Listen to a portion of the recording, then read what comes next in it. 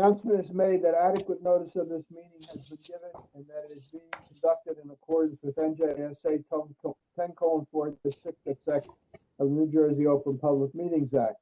This meeting can be accessed by using the following WebEx link: pth.web.ac.com/PTH/327AD9DA14599F93C320FC1D6494335C2. Can you say that again, please?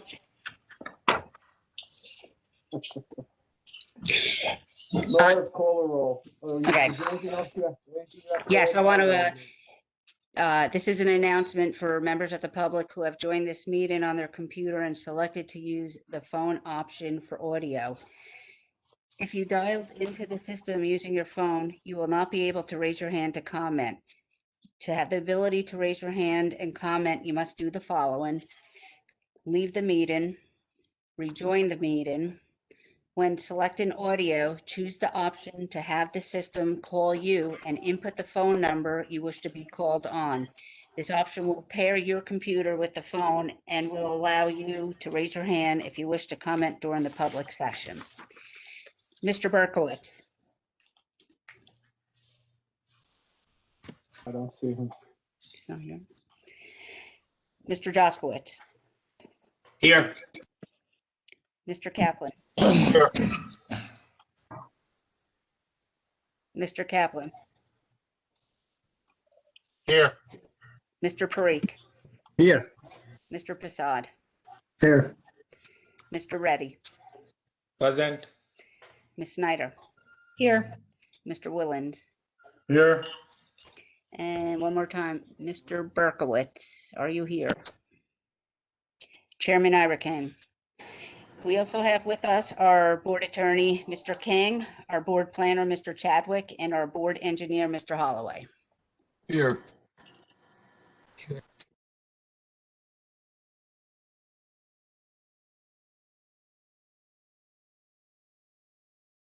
Once again, we will dispense with the Pledge of Allegiance. I will mention that I had a very nice experience today. I was at a funeral and the deceased had been a Marine, and the Marines came and with a bugler who did taps, and then they folded up the flag, and it was quite moving. Quite moving. Two young gentlemen meticulously dressed in their dress clothes. I'll just share that with you. At this point in this evening's meeting, is there any member of the public that has anything business to be brought before this board that is not on this evening's agenda? Any hands, Nora? Not at this time. Okay, we have two resolutions. Somebody like to move the two resolutions: Lake Hiawatha Dairy 2013 and Sylvan Campus Realty 20:09. So move, Snyder. Thank you. Jaskowitz. Thank you. Any discussion? Nora, call the roll. Mr. Berkowitz, you're not here. Mr. Joskowitz? Yes. Mr. Kaplan? Yes. Mr. Parikh? Yes. Mr. Prasad? Yes. Mr. Reddy? Yes. Ms. Snyder? Yes. Mr. Willens? Yes. Chairman Irakan. Yes. I guess we don't have any correspondence. Is that correct, Nora? No. Okay, we can go right into the cases and we're going to move on here. So in case 2051, Collins. Two-story single-family dwelling with a detached garage, 82 Deerfield Avenue. Is the applicant here? Callie, is the applicant here? I see his attorney. Hello, my name is Robert Who's the attorney?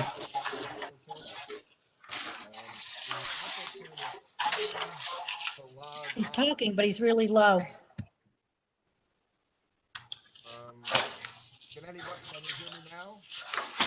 Still very, Very. I'm not sure how everybody heard that. I can hear you fine. Okay. I'll try to speak louder. Good. Okay. My name is Robert Long, I'm an attorney with an office in Denville, and I represent Alec Callie. Alec is in the process of logging on. He had some difficulty.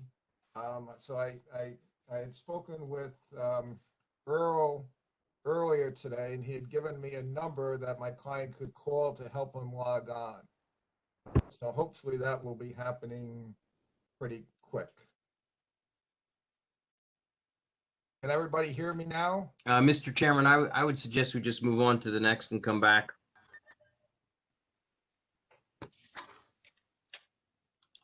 Okay, Mr. Long, we're gonna go the second case and come back to you. Hopefully this one will be closed.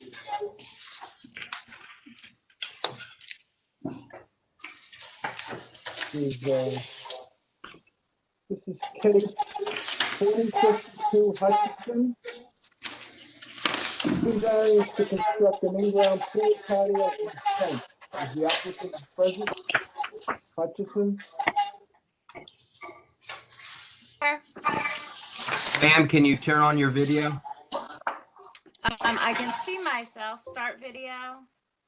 Oh, start my video. There we go. Now I can't. Okay. All right, there you are. Oh, there you Ma'am, are. could you Great. raise your right hand? I'm sorry, my husband's holding a PTA meeting and I have to move. Do you swear or affirm that the testimony you're about to get before the board is true self you got? I do. And for the record, you're the owner of the subject property? Correct. All right, thank you, ma'am. You're sworn, Mr. Chairman. The witness is sworn. Hey, Ms. Hutchinson, you want to tell us a little bit about your application? It looks like you have a number of variances that you're requesting. I don't know how significant they are. Maybe you can just walk us through the survey and tell us why you need certain variants, et cetera. Well, we need a variance. One, we were told because there's Lane Street, which turns into that other paper street that creates our backyard to be a dead end. So that makes us having two front yards. And then the other is for the impervious coverage.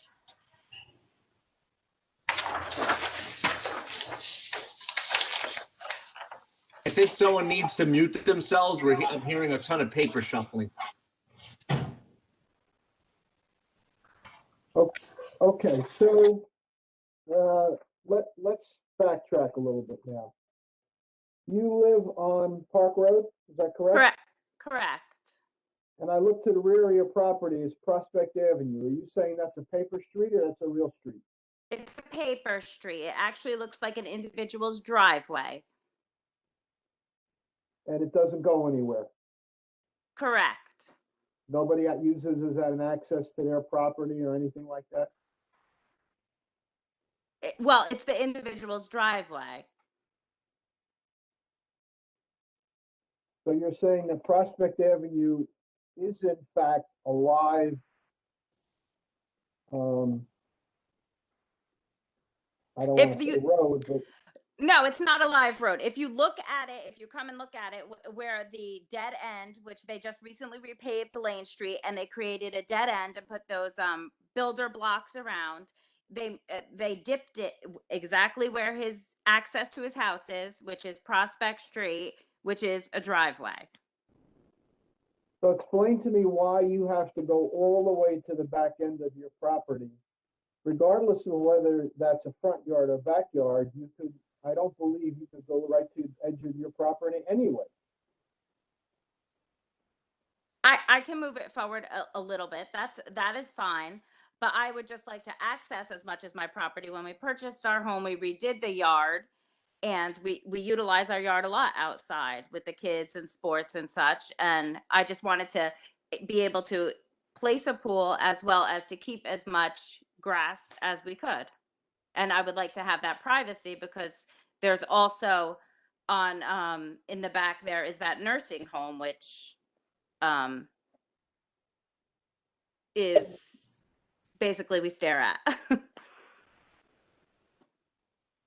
And during this time, there were lots of coroner visits, and my kids were out in the backyard. I would like to have a fence to have privacy back there. But I would do anything to keep it within, the. Well, the simplest one seems to be the fence, 6 inches. You're Okay. proposing 0. So we're going to move that to 6 inches. That eliminates that one. Accessory Okay. side yard, 6 feet is allowed. You're proposing 5 feet. We can live with that. Accessory rear yard patio, 10 feet. You're proposing 6 feet. So, okay, so you're going to put the fence immediately around the pool. Is that correct? Correct. With on the length of the pool was going to be 3 feet of patio. And then of course there was going to be like greenery around it, like left soil. Okay. And then the fence. Okay. For plants So and we're only such. asking for now accessory rear yard pool equipment, 10 feet, and you only asking for 1 foot. Will that be sheltered with some greenery? You'll put some shrubs around that so we don't see it? Around the pool equipment? Yes. Yeah, something around the pool equipment so it doesn't stand out. And it's going to be within the fencing. Inside the fence, okay. Well, what's the Correct. fence gonna be? How high is the fence gonna be? I would like it to be 6 feet high of privacy, and then around the other 3 sides of the pool was going to be like aluminum. Can we do a 6 foot high with 1 foot open, like a lattice or something that doesn't make it look like it's a stockade? You mean 5 feet with 1 foot lattice? I'm not particularly a fan of the lattice, but I mean, I think Mr. Kaplan is probably 6 foot high fences are, most 5 foot high fences will give you plenty of privacy. Especially in an area where there's people that are going to be going by it. It's not attractive. 6 foot high fence is not attractive. 5 foot high or 5 foot with 1 foot of a lattice would be a good alternative if you could think about that. Impervious. I could think about that. I'm sorry. I was thinking, standard is when I go and look at Lowe's and such, and what I see is 6 foot high, and there are solid options, and there are lattice options as well. Mr. Chairman, the application is a 4 foot high fence. 4 foot around the 3 sides, and on my drawing it says 6 foot in the back for privacy. Correct? I think she needs a variance for that, doesn't she? For the 6 foot high? I believe so. You didn't put that in your application that you were going to do a 6 foot high. Wait a minute. You didn't I put a wasn't 6 foot high advised. fence.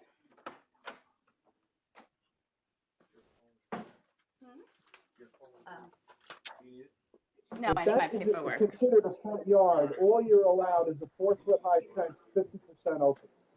But we were asking She for a did put variance 6 for. feet in the application. Where I'm sorry, I can't see that. It's not on that summary sheet, but it's behind it where she hand wrote in all the details. So the zoning officer did not pick up that.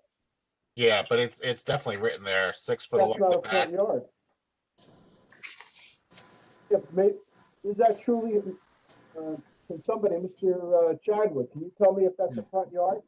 Her problem is, you're right. The backyard of her property is, from a zoning standpoint, a front yard because that's a street. And she Okay. can have a 4 foot high open fence, which would conform to the pool. She needs to show a hardship to have something other than a 4 foot high open fence. And at this point, she's mentioned that there's other, she wants the privacy, she wants whatever.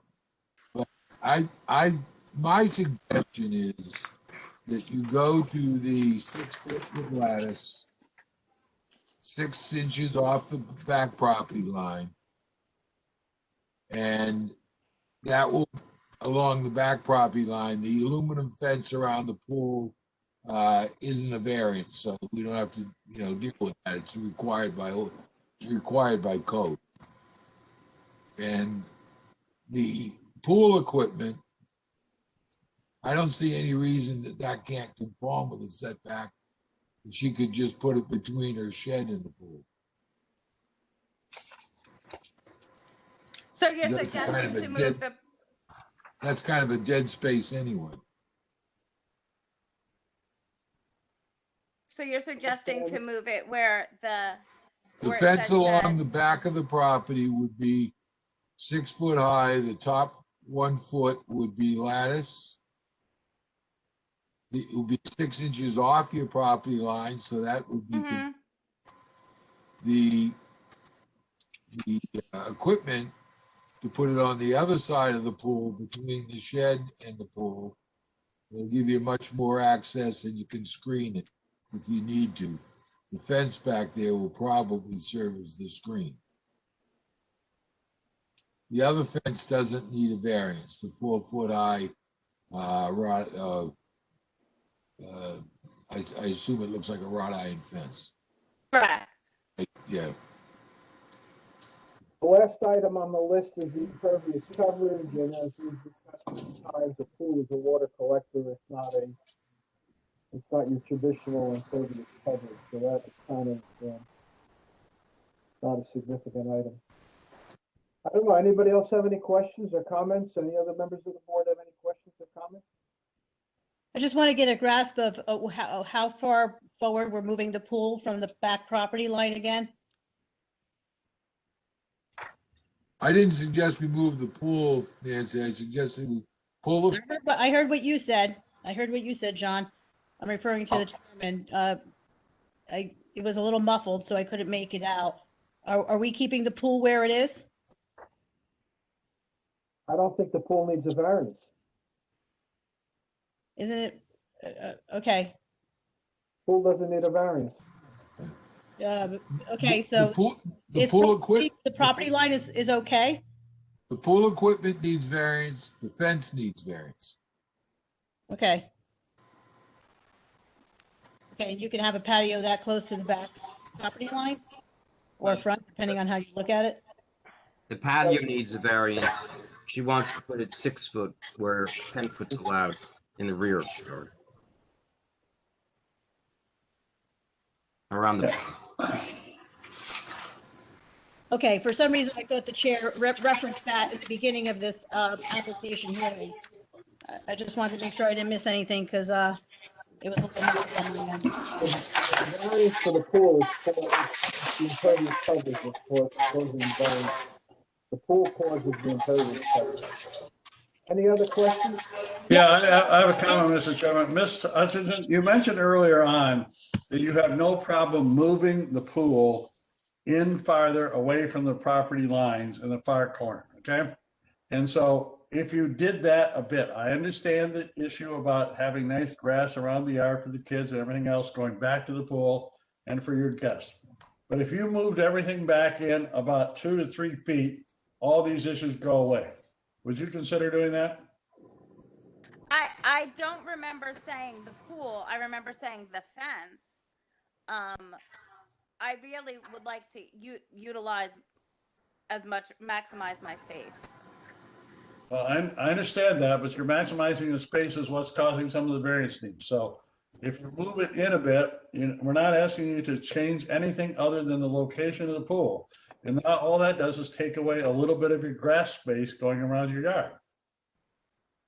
There's something you have to understand also, Ms. Hutchinson. You have 19,000 square foot lot in an R3 zone, which only requires 15,000. So you're not looking at a land hardship. You have 4,000 more square feet than is required in the R3 zone. So what Mr. Willens is saying by you moving it a few feet is not we're not in a hardship on your case. You've created most of these variances by putting this here. You could have eliminated probably everything but the fence if you had moved it just a little bit. See, now That's what I thought, Mr. Go ahead.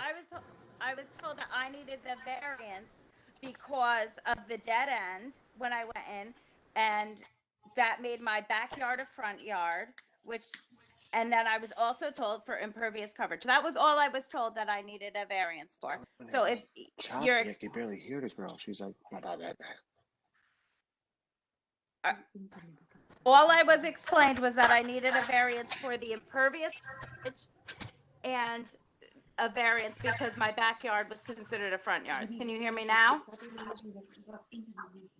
Who's talking? Is there someone else talking? No one's There's a few talking people who are except not me. on mute. Who? Looks like we're good now. Well, I don't know what you were told and what you weren't told, but you're asking for rear yard patio setback. What Mr. Willens is saying, if you move the pool 4 feet, move your patio 4 feet, you eliminate that. The side yard patio, we can live with the 1 foot. The fence and the walls, 6 inches, you've agreed to that. The pool equipment, you've agreed to move it. The accessory rear yard, pool equipment, you're gonna move that. The impervious coverage we can live with. We're willing to give you I've heard 5 foot or 6 foot fences. I'm not sure what the board is willing to do, but something less than a 6 foot solid fence, something less than a 6 foot solid fence. So where do you want to go? What do you want to do? So you I'll do the feeling. Go ahead. if you're telling me to do the 6 foot with the lattice, I'll do the 6 foot with the lattice. And what about moving the pool 4 feet? I would really prefer to keep the pool there. I would downsize some of the concrete, I guess, on the sides. 3 foot is standard, but the 5 feet on the ends. So you know, I see this as, and she even said it, I prefer. Like, this is a preference variance application, not a hardship. And I do have, and I've consistently had issues with the impervious coverage overage there. I think it's a lot, to be honest with you, when you've got 40% of your property that's impervious. Regardless of whether the pool's a collector or not, that water's got to get back in the ground somehow. So I do have a little bit of an issue. If she's willing to either knock the pool up or shrink some of that impervious coverage, I think we can compromise on everything and find a workable agreement here. Yeah, I would agree the same way in regards to moving the pool, because she is going to have to, at some point in time, clear out the water from the pool to replace it, to clean the pool. And I'm really concerned about it edging up that property line, because then you're dealing with flooding conditions on the property line. You know, there's not enough ground to soak up whatever she drains out of the pool periodically. Well, excuse me, Ms. Snyder, she can't drain out of the pool into the property line. It has to go into some kind of other drain. So I don't think that's an issue. You know. Well, I have a pool, and I know a lot of people have a pool where they drain and they don't put it in a pipe, Mr. Then they're violating the code. Well, So okay. a new pool has to go to code. You know what? So that's We're not of the same viable. position. We're of the same position in regards to moving the pool. I'm going to go back to my other comment. You've got a 19,000 square foot lot. You only required to have a 15,000 square foot lot, and you're asking for a lot. And we're asking you to compromise with us. You don't have the votes right now. What do you want to do? You're going to get nothing. What do you want to do? I'll knock it forward then. All right, so we're going to eliminate variance 1. Variance number 2 we're okay with. Variance number 3 we're going to eliminate. Variance number 4 we're going to eliminate. Variance number 5 we're going to eliminate. And the impervious coverage, with all due respect, the pool is the collector of water, guys. We've been approving these pools for 30 years, so I don't think that's an argument. Any other comments? I would agree. I would agree with that summary, Mr. Arcane. So, Ms. Hutchinson, is that agreeable to move it in and resolve all this issue? Sure, yes. Okay, good. And by the way, I have a 20 by 40 pool, and consider maybe a smaller pool going in because that's a lot of maintenance. But God bless you, it's a wonderful size. But that was the only other comment I was going to make. But that's not part of this application. So anyway, if you move it all in, go with your 20 by 40 pool and enjoy. Thanks. Anything else you'd like to add, Mrs. Hutchinson? No, I don't enjoy these circumstances of being under talking about things like this, and I was not expecting to go this in depth with it, but thank you. I'm sorry you feel that way, Mrs. Hutchinson. This is a group of 9 volunteers that hear over 100 cases a year, and we try to be as amenable to everyone as possible. We gave you a 6-foot high fence where you're only entitled to a 4-foot, 50% open. That's a big thing in my opinion, a big thing. Sure, and Everything else, saying what you. You're going to get everything you want. You're going to get everything you want except the fence. Okay. No, I'm not saying that. I'm saying the video calling. I'm not a big fan of. Oh, well, And it was very difficult. So, and it was very difficult to understand everything. But thank you. Any members of the public who wish to speak in opposition to this application, or any hands? There are no hands at this time. In support of this application, or any hands? No raised hands at this time. Okay, someone like to make a recommendation on this, please? I will. We came to a good common ground where we eliminated the majority of the variances and reached a compromise that both sides felt was reasonable, and you know, she can go ahead and enjoy the pool now. So I'm just going to restate the conditions here, and then we'll just frame a resolution around that. Variance number 1 is eliminated. Variance number 2 is okay.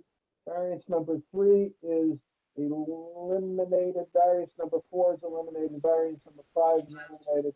Variance number 6 is okay. We're granting a 6-foot high, 50% open fence on the rear property line, which appears to be a front yard. Someone like to just That fence is 5, Mr. Chairman, that fence is 5 foot solid, 1 foot lattice. That is correct. Someone like to just make that motion as I just stated it? Sure, I can do it. Application 2052, Jennifer Hutchinson of 11 Park Road, Block 143, Lot 5 in the R3 zone. I recommend we grant the C variance to construct the in-ground swimming pool, patio, and fence, conditioned upon the stipulations Mr. Chairman just recited. Second, You Eddie. okay with that, Mr. King? Yes, I have it. Thank you. Thank you. Any discussion? Or call the roll? Mr. Berkowitz. Unmute yourself, Bernie. I didn't hear the whole case, so I probably shouldn't vote. You did? Okay. Mr. Joskowitz. Yes. Mr. Kaplan. Yes. Mr. Parikh. Yes. Mr. Prasad. Yes. Mr. Reddy. Yes. Snyder. Yes. Mr. Willand. Yes. Chairman Eric Kane. Yes. The result is the variance is granted. We will memorialize this at our next meeting, and then feel free to proceed. Did she disappear? Thank you. Okay. Okay, I didn't see it. Thank you. All right, next case, is Mr. Long ready with his witness?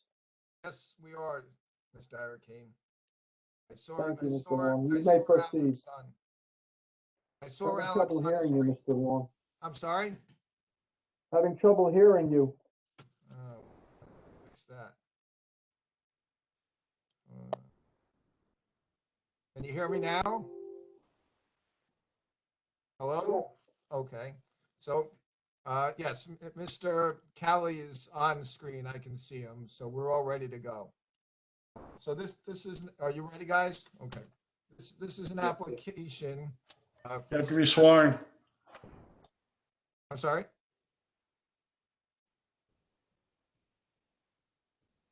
Go ahead, Mr. Wall. Okay, this is an application by Mr. Cali. He owns the property at 82 Iroquois. Prior to his obtaining ownership about a month ago, it belonged to his mother.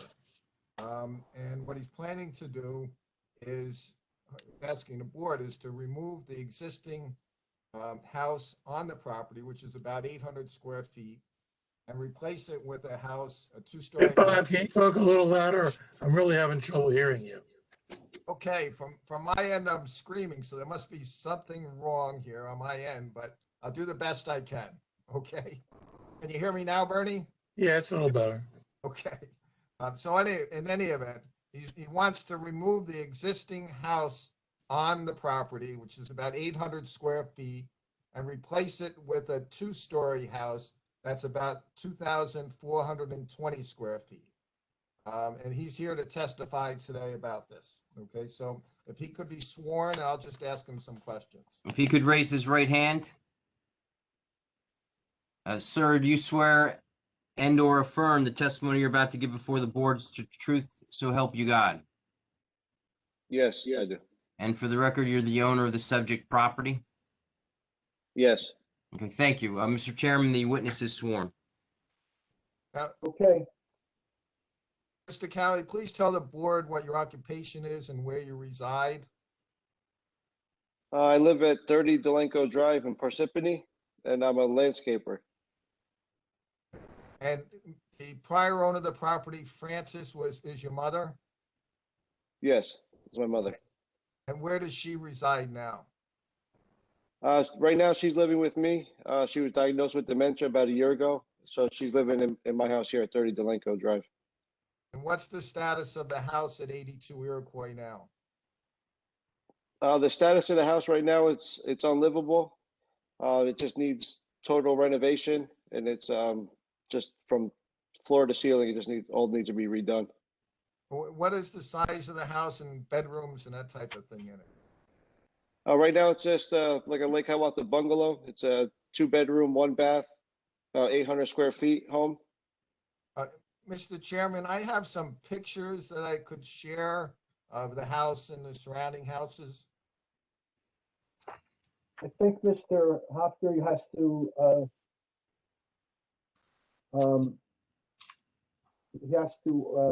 give you permission to share. Is that correct, Nora? That's correct. Yes, he has permission now. Okay, you have permission to share the pages if you can do that. Okay. Now I went over this with Earl this afternoon, but now I forget how to bring those pictures into the screen. I hit share. Okay, share. There should be a share button across the bottom. There is, yeah. And that's as much as I know.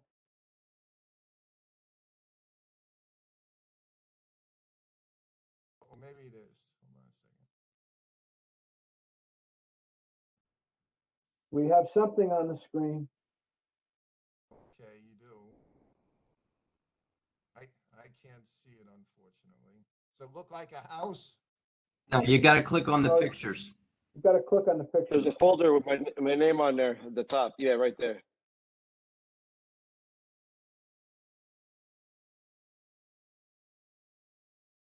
Oh, that this is going to work. So I hit share.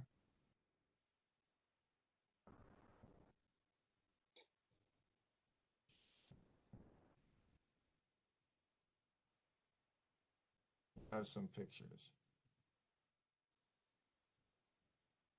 Well, I don't think I'm going to be able to do this. We'll just have to forsake the pictures. So, let's see. Can your applicant just testify that this is an older home? Yes. I mean, we've seen so many of them over the years. Is it common looking to other small bungalows that are in some state of repair, Mr. Cali? Yeah, exactly. Okay. And Mr. Cali, the house, when you're facing your house at 82, the house to your right, that is 80 Iroquois? Yes. Okay, and describe that house to the board. That house is probably about 30 years old. It's a two-floor house, and it's much larger than what we have there existing now. That's larger than the house you're planning to construct? Yes, And then the house to the left facing your house, that's 84 Iroquois? yes. Describe that house. That house is similar to what we have now there at 82, just a two-bedroom Lake Hiawatha bungalow. And the houses at 80, 84 and 80, they're both on 50-foot lots? Yes, Okay, so there's no land available from them to purchase? no. What is it economically feasible for you to renovate the existing house? In its present condition, it's really not feasible to renovate the entire house like that. It's much better just to build up a new home there. Why did you decide that you wanted to build a two-story house on the property? Well, we always wanted to build a house there for our mom there, and now since with the dementia that happened, to have a live-in aide with her at that house once it's constructed, then she'll be able to live in the house with her, because the live-in aides, they won't live in our house here on Delanco Drive because I have my family here already. Once it's constructed, they'll be able to she'll be able to, because right now they can't live, the live-in aide wouldn't be able to live in the house with her there in its present state. Are there houses in the neighborhood similar to that one that you want to build? Yes, on the street at 89 and 93 Iroquois, the exact same house was built last year. The identical footprint, identical size, identical everything. It's the same architect and the same blueprint. Okay, so, and is that what you did? You went to the same architect and asked for a copy of the plan? Exact copy. Yes. You're asking the board for 4 variances. Now, the lot size is 5,750 square feet, whereas 6,000 is required, right? Is that correct? Yes, And there's no land available to purchase to increase the size of the lot. that's correct. Okay, and then you're asking the board for a variance for a 50-foot wide lot, which is the existing lot, whereas 60 feet is required, correct? That's correct. There's no land available to purchase to make the lot wider, is that correct? Yes, You're also asking the board to approve the house and that the lot coverage will be 21.17% rather than the 20% required by the ordinance. yes, Okay, and the reason for that is because you're trying to build the exact same house that was built by property owners down the street. yes, And then you're asking the board for a variance for the deck where the lot coverage is required for is allowed for 24%, and you need a variance for 24.12%. yes. I have no further questions of Mr. Cowley. Mr. Cowley, there's a typical design of a very similar, a lot of two-story homes that have been built in Lake Hiawatha. They tend to have a garage on the first floor, some living space on the first floor, and bedrooms and et cetera upstairs. Is this the type of house that you're contemplating? Yes, it's a one-car garage. And on the first floor, there's 1 bedroom, and then upstairs there'll be 3 bedrooms. Okay. It's on Iroquois Avenue. Yeah. Go ahead. Go ahead, continue. Oh, I'm sorry. No, the same identical house is on Iroquois Avenue. There's 2 of them that were built the previous year. We've probably approved 60 of them in the last 30 years. You're not asking for any side yard setbacks, rear yard setbacks. You're not asking for, your coverages are de minimis, 1/1200ths of a percent. 1.17%. Your pre-existing conditions, lot area, nothing you can do about that. Can't do anything about the lot width. What you're asking for is very de minimis. Would you agree? Yes. Any other questions by the board? Mr. Chair, I just want to clarify one thing. In the cover sheet from zoning, they have it as a new two-story, 1,210 square foot, single-family dwelling. The testimony is that it's 2,420. And I noticed That's footprint versus floor. But Okay. that's each floor. Yeah. Okay. Mhm. I have one question. The survey shows a retaining wall along your, I guess the right side of the property when you're looking at it from the street. Is that a wall being built or is that there? Oh, that's an existing wall that's been there since I was born. Since my whole life that's been there. Okay, so you're not regrading this property at all. Just taking the No, old sir. house down and putting the new one up. Okay. Yes, exactly. Mhm. Anything else you'd like to add, Mr. Kelly? Mr. Long, you don't need to sum, do you? Oh, I don't. You summed it up pretty well. Any members of the public who wish to speak in opposition to this application, nor any hands No hands raised at this time. in support of this application? Any hands? No hands. Someone like to make a quick comment about this, about how much of a de minimis application it is? Please, I'll do someone, it. anyone? So it's de minimis in nature. You're building a house from a dilapidated house into something that's going to be more eye appeal and helping a family member with dementia. So I will be voting for it. You want to frame a resolution, Mr. Jaskowitz, since you did such a good job, you said? Sure. Application 20:51, Francis Callie, 82 or Iroquois Avenue, Block 589, Lot 37, Zone R-4.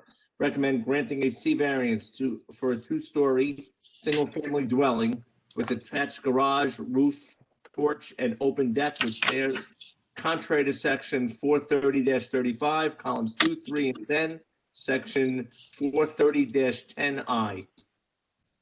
Second, Prasad. Thank you. Any discussion? Nora, call the roll. Mr. Berkowitz, Yes. Mr. Jaskowitz. Mr. Jaskowitz. Mr. Kaplan, Yes. Mr. Parikh, Yes. Mr. Prasad, Yes. Mr. Reddy, Yes. Ms. Snyder, Yes. Mr. Willens, Yes. Chairman Irakane. Yes. Result is the variance is granted. Mr. Long, it's been a long time. You and I go back to the mid-'80s. We had a mutual client who died on Beverwick Road. He had a two-story brick building. Do you remember? Probably don't remember. It was right across the street from my office. So I remember you were the attorney and I did the tax returns at the estate. Long time, 35, 40, almost 40 years. Anyway, It's true. thank you. Thank you all very much for your consideration. Okay, thank you. Bye-bye. Good. Good luck, Mr. Take care, Bob. Okay, application 2034, and please bear with me, Borania, 627 Knoll Road. Variance to legalize an existing driveway, patio, and 4 retaining walls. Is the applicant present? Yes. And are both of you going to provide testimony to the board? Yeah. I am his uncle and I'm here to help him if needed. Okay, are you going to provide testimony? Yes. Okay. Could the people who are going to provide testimony raise their right hands? Okay. Both of us. Do you swear or affirm the testimony you're about to give before the board's true help you God? We do. Yes, we do. And for the record, can you state your names one at a time? Bhargav Kumar Borania and Chandu Borania. All right, thank you. Mr. Chairman, the witnesses are sworn. So read the variances you're looking for, accessory side yard, plan, design standards, impervious coverage. Can you explain a little bit about why this has been done? And Yes. So what happened, it all started when he wanted to replace his patio in the back. While contractor was working on it, there was a lot of dust, and the next door neighbor came and told him, have you taken the permit? He said, what permit? I don't know anything about it. So that's how the whole thing started. Either he went to town or inspector came and stopped the project. What he was doing is making the patio a little bigger in the backyard. It was only a small patio. He kind of increased about 5 feet in the back. Where the circular area is, that was all extended. And in the front, the driveway was paved. Half and half was all ballast, the stone that was there over the years. So he repaved the entire area, including the the stone area. So those are the two things he did. That puts him over the impervious coverage, but he's still under the building coverage. what was there when he bought the house that he didn't do? What part of this was pre-existing condition? So if you look at the Mr. Irakan, if you look at back of the house where it says pavers, that was an old concrete patio that's probably 3/4 of the size, not as big as this. So he removed all of that and put a paver blocks rather than concrete. And that circular area is the paver bench where people can sit. And that's what kind of took him over the original size of the patio.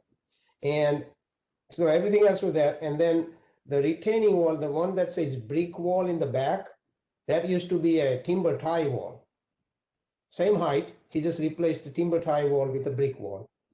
And the front where it says planters and grass outside of the property line, that was kind of a rubble stone wall.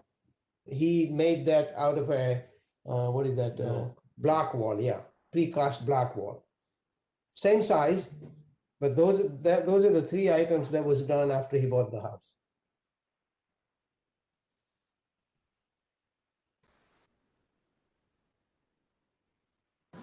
Was there ever a garage door in the front of the house? There is one, yeah. There is? Yes. The survey shows the planters running the whole front of the house. That's incorrect. The survey is wrong. There is a garage door. If you're looking at the house, it's on the right side where it says OH. That's really where the garage door is. How about the backyard patio that you described? It used to be concrete, but now we have a drawing showing a paver patio. Is that built or did you stop? How it's completely built or anything left? No, when did complete. You start? It's when the township came. So you were done already? Yeah. So that's completely done. You didn't stop then? What did you stop? No, so this wall is left. We didn't finish yet. Okay, so the right side wall of the patio is not done yet. Do we know if the survey that's here, it's got an error on the front. Do we know whether the backyard is correct? He's asking, can you double check everything shown here in the back is correct? Yeah, it's correct, yeah. Even this here? Yeah. Yeah, backyard is correct. Can I just ask a question here? You guys are looking at something I'm not sure we're looking at. So do we have a photo that you have a photo you're looking at this whole thing? I have the site plan, but you're looking at photos apparently. We don't have that. No, we're looking at a survey. Yeah, no, that's what I got. Okay, good. Thank you. All right.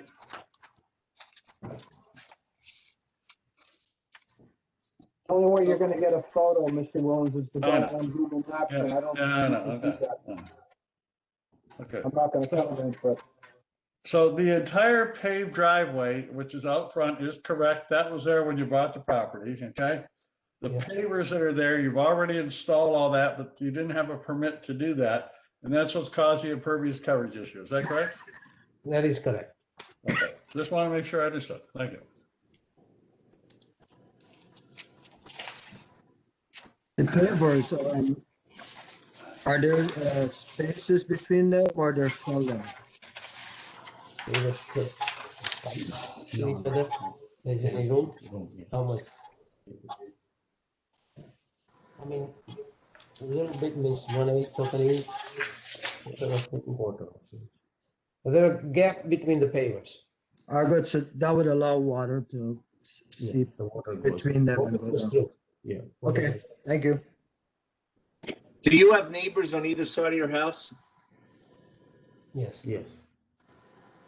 And have we had any issue with water going on to either neighbor's property or either neighbor here?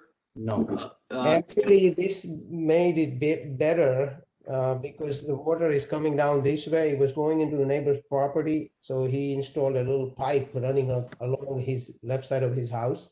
So water come down straight to the street now. How about in the front? Are you on a hill? Yeah, it's a weird location. It's on the hill, but also a very sharp curve on Well Road. So you paved almost the entire front yard and you're on a hill. So do you happen to know which way the water runs when it hits your paved yard?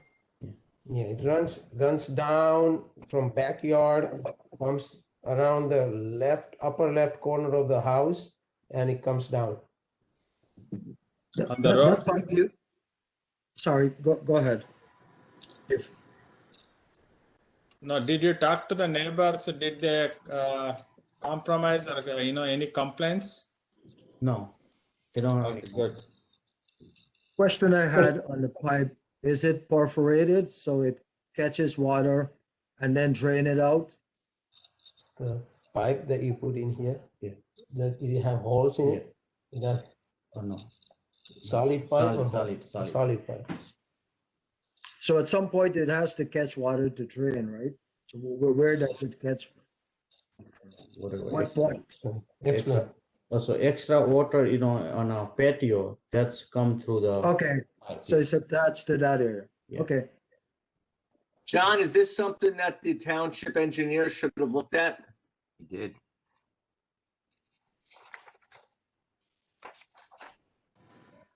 There's a letter in the file by the engineer. They talk about a minor soil movement permit and the increased pervious coverage. That's So- what the engineer, and that's he when talks the about it. engineer, that's when the engineer, as part of the soil movement, would require the drainage if there's an issue. I mean, I'm looking at it. I know the location. This is not really a hill. There's a grade, and the property, if you're looking at the survey, north is toward the bottom of your sheet.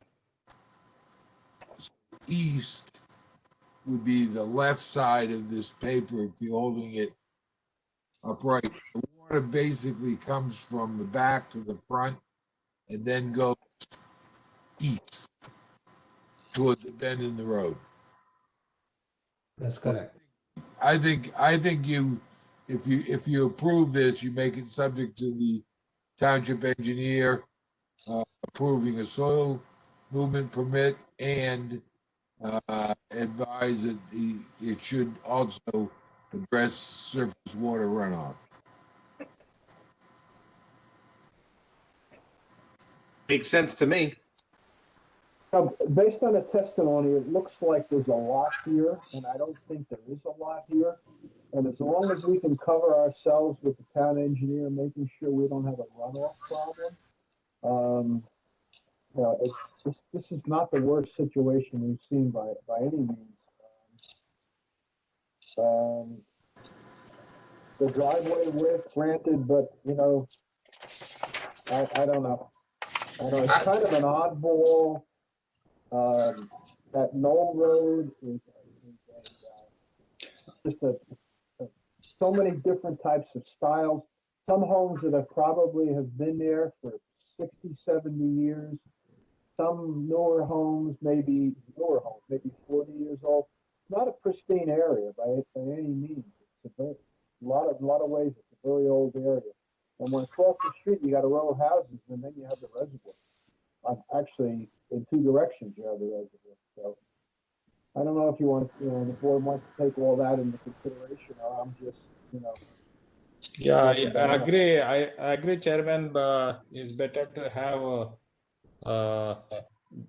the applicant can't take advice from the town engineer. That's it. I agree. The town engineer is a no-brainer on this one. I'm looking at the back, the patio in the back. That's not a huge issue for me. The 3 foot versus 6 foot is not a huge issue for me. And the 15% impervious coverage over is, and the fact that just about the entire front yard is paved, I have a big problem with that. I got to be honest. But there's no street parking in that area. You could not park your car on the street. So if you've got 2 or 3 cars, you're in tough shape. There's no place to put the cars, really. Yeah. I agree with you. You can still fit 3 cars, no problem. Cut it in half. I'm not saying you gotta stick to the 40% at all. I'm trying to be reasonable, but to pave an entire front yard, that's excessive to me. Cut it in half. You can still fit 3, 4 cars. He has a garage. He testified to. Where are we going with this one? This was a parking lot. He made a parking lot in his house. Yeah. If I may explain a little bit to Dave's comment, this looks entire front yard is paved, but it's not. Left side of the yard is not paved, and driveway is kind of a circular driveway. The curb line is where everybody's cars are parked up to. So this driveway can only fit 1.5 car on one side and another 1.5 car on the other side. So it's really, you would have to put 1 car parallel and 2 cars. So it fits 3 cars right now at max, and there is nothing whatsoever from here all the way to Knoll Road light. He cannot put anything, any parking anywhere. It is that tight, and there is a curving road and downhill. People are going at fast speed. It's not to park on the street. I get that, but even with that circular driveway that existed before, you probably could have fit 4 cars. 4 cars, hardly. You will have back of the bumper sticking out in the street. I don't necessarily have a problem with the layout as long as the engineer comes out and says whatever plan you come up with will keep the water away from your neighbors. So I don't have a problem with it. It doesn't have to change for me, but even in his comments, he says it's going to create an issue. You need a plan, and we really didn't see a plan. Yeah, I think it's a good suggestion that engineers should come take a look at it. We don't see any water going into neighbors. No complaint whatsoever, but engineers should come take a look at it. Let me ask To you the a question. applicant, go ahead, John. Let me ask you a question. You said you paved the driveway. Is there gravel along the edge of this driveway? So the gravel was where it says planters and grass. Is there gravel along the inside of the driveway? About 4 feet wide. Okay. And when did you put that? When did you put that down? Is that just on dirt, or is that on top of? There was a black stone. What do you call IG? Type of To go to material. Mr. Kaplan's comments, if you removed all the gravel and made it lawn, landscape, whatever you did, would be basically triple the size of what it shows as a planter. Did that make you all? Correct me if I'm wrong. You testified that I don't know if it was QP or whatever the gravel was. You testified that's what was there before, and you've now paved over it. 4 feet wide though, not everything. I I meant, thought you No, the said problem everything. we have here is that we're not seeing the front yard, and I'm cheating a little bit because I could see the front yard, and I really think the applicant needs to come back with some pictures and present some pictures to us, and I think we can mitigate the situation if you look at the front yard of the property. There's a few things that can be done to dress it up, and it won't look like Sears parking lot.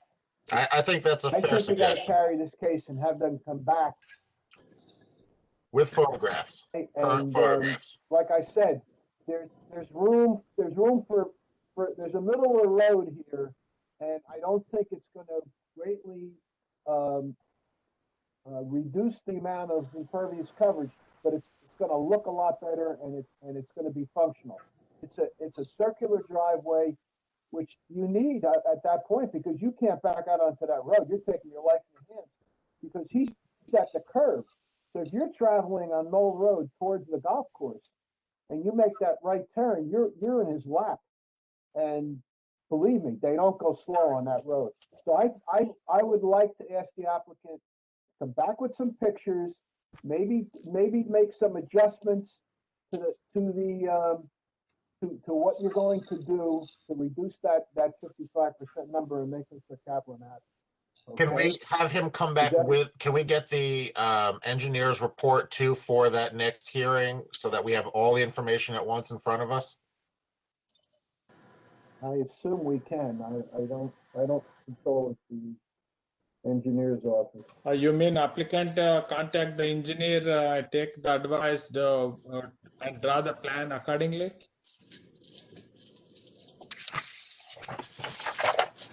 Also update survey, so we should have the reference to that garage, and maybe an updated survey would better represent what's paved in the front.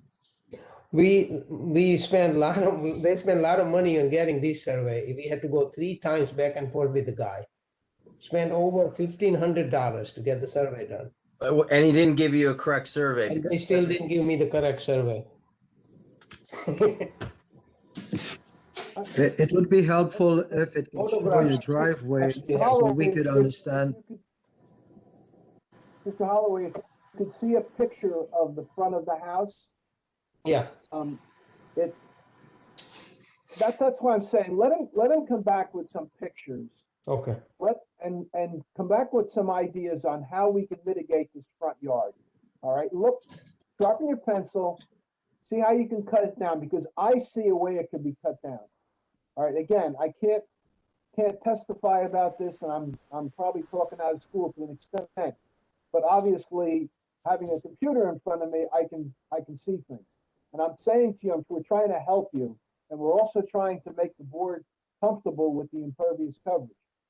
Mr. Holloway, I don't think they necessarily need a new survey. They need to show us what it looks like. Because believe me, you're looking at this survey, you would never think this is the house that they're talking about if you were standing in front of the house. Okay? Yeah, that's true. Anybody else have any comments? Mr. Chairman, that's where I was too. So the point being is the survey that we're dealing with here, we can't make a decision on. So we have to have new information. The pictures sound like a good thing, and they don't have to redo the survey. Just give us what you want to do. Show us what it looks like. You need to get us the pictures ahead of time, because if we have to go through this exercise, getting the pictures shared is a bear. So get the pictures to us ahead of time. Get us some information on how you think we can mitigate that front yard. Okay? Okay. Any other comments? May I request something? I would prefer if engineer comes and looks at it, because you have to stand there 10 minutes to see how dangerous it is. So please send your engineering department before the next meeting. I agree with what Mr. Kaplan suggested. That way we'll have everything and we get approved. I encourage the board members to take a ride on Knoll Road. I mean, I've passed this house 5,000 times, so I know exactly where it is. take a look at it and take a look at the topography and everything. I think it's important that you to understand it. Survey's not going to tell you anything. Nora, when can we carry this case to? We can carry it to May 19th. I just also want to mention it is up to the applicant to get in touch with the engineer's office. Okay. You agree to carry this case to May 19th without further notice, and you will give us whatever extensions, written extensions that are required. Is that acceptable? The applicant? Yes. I have a motion to carry this case to May 19th without further notice and with. So moved. Second, Jaskowitz. Thank you. Any discussion? All in favor? Aye. Aye. Aye. Okay. We'll see you on May 19th. All right. Thank you, everyone. Thank you.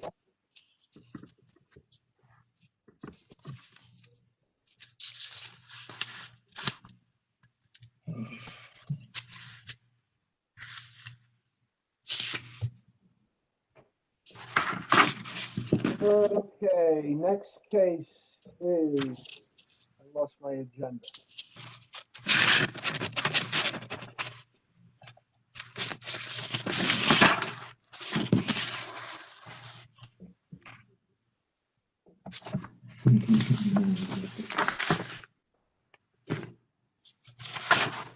New York Renaissance, you're gonna stay on the agenda. New York Renaissance, application 1963. This is the case that we approved at a previous meeting, and we understand that there was some confusion by members of the public, and we decided to open up the case. Is that correct, Mr. King? Yes, that's correct. Okay. And it's just open, it's open for the audience or the people, I don't know if there's an audience, but for people to ask questions of the experts, and then at the conclusion of that, then they can put on any testimony with regard to what they feel is or isn't right about the application.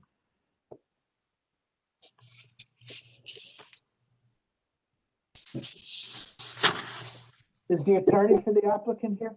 Yes, yes, Chairman Irakan, Stephen Tombalakian from Wiener Law Group on behalf of the applicant, New York Renaissance Group. Good evening, Chairman. Yes, thank you, Chairman. Mr. King's summary was correct. What happened was we last appeared before this board on February 10th. We completed our case. The board heard from our architect, Carolyn Young, as well as our engineer, Mark Walker. But apparently there was some type of a snafu where there were members of the public that were interested in either asking questions or offering comment.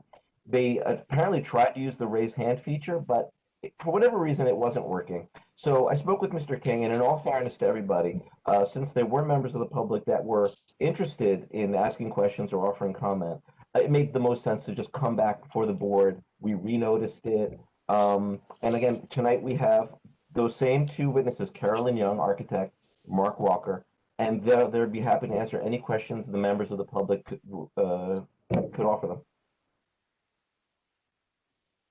Thank you.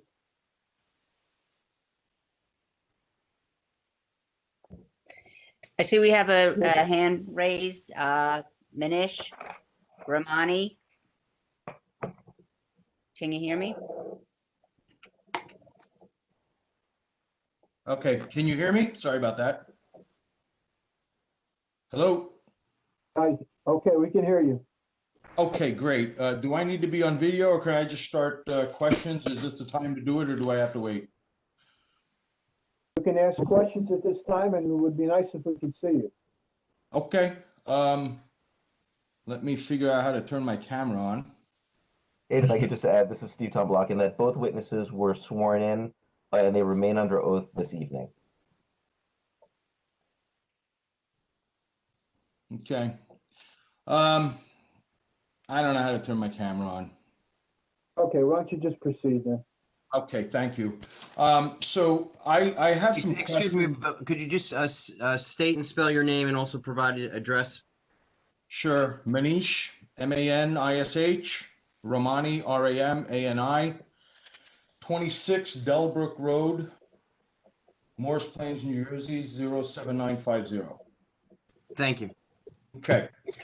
So, my questions are really focused around water runoff. And first and foremost, I have to ask, how come all of the drainage for this property isn't being funneled into the existing storm drains on Route 202? I believe Mark Walker would be most suited to answer that question. If Mark could turn his camera on and unmute himself. I'm here. Can everybody hear me? Barely. Yes. Yeah. Barely. Yeah. All right. So the storm drainage drains basically from 202 to the back of the property, flows overland to the rear of the property, and we have a designated wetland in the very back of the property.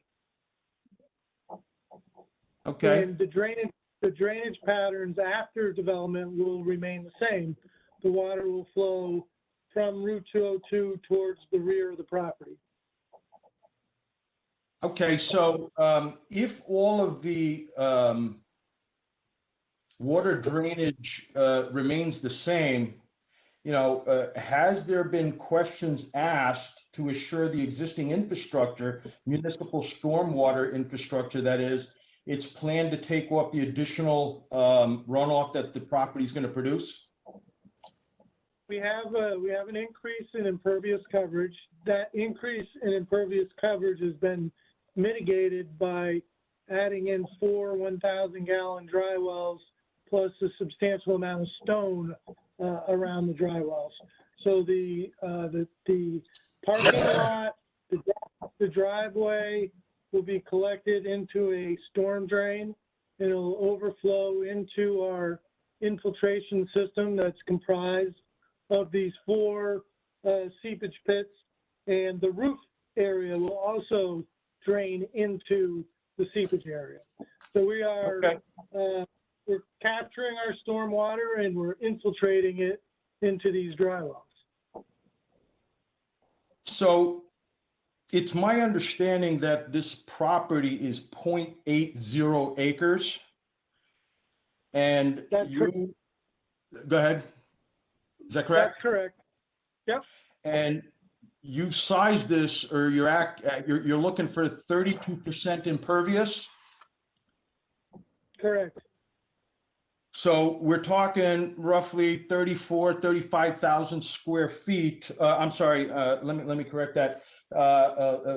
Between 12,000 square feet of impervious coverage. Is that correct?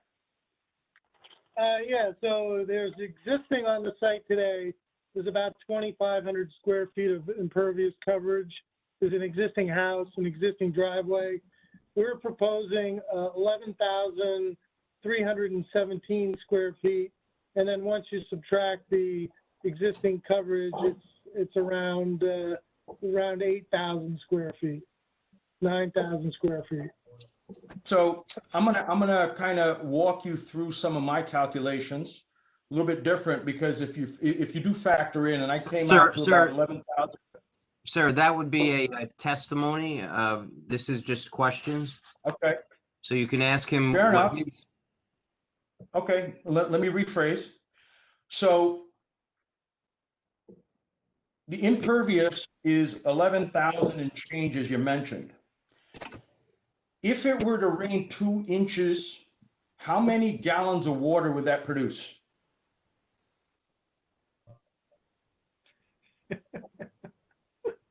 I have the answer, but that would be testimony.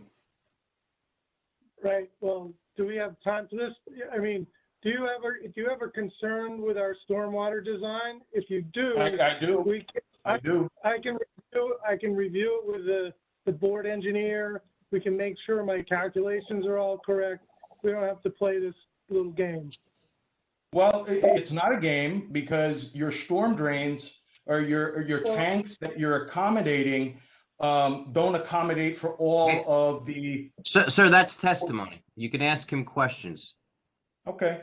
So again, I was able to figure out the calculations of how many gallons it is, and I would like to go through this exercise now, because listening to the board. Can I interrupt you for a second, please? Yes. What are your credentials? Are you an expert in any particular field? You seem to be talking like you are one.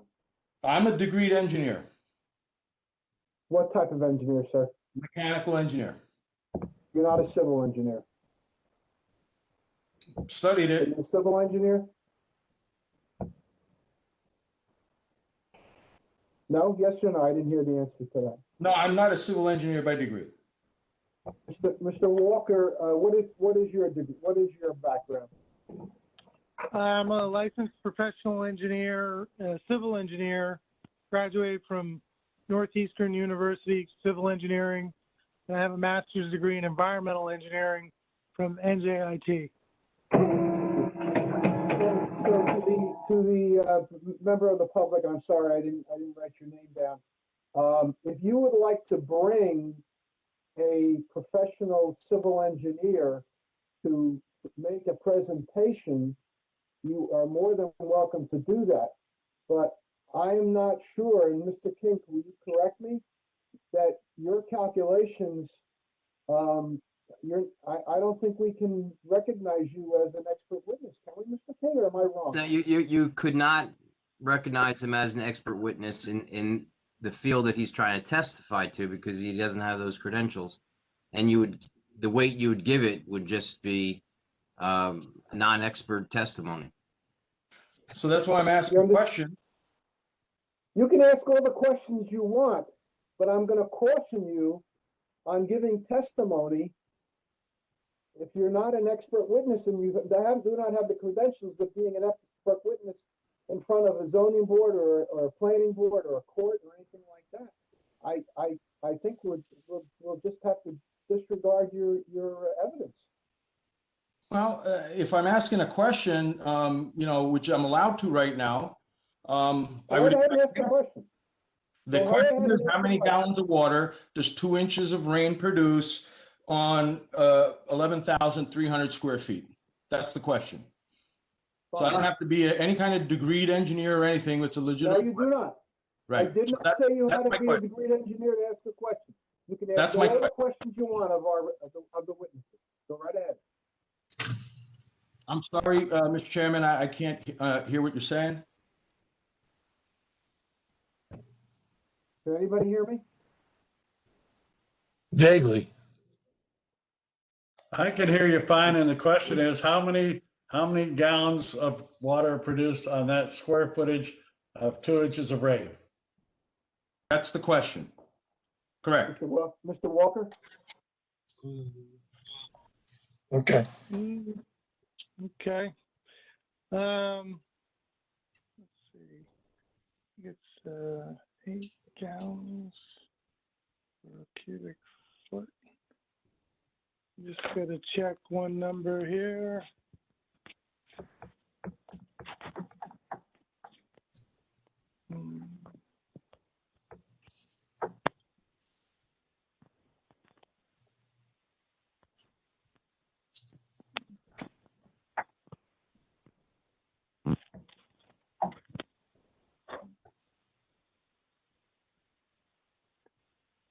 .48.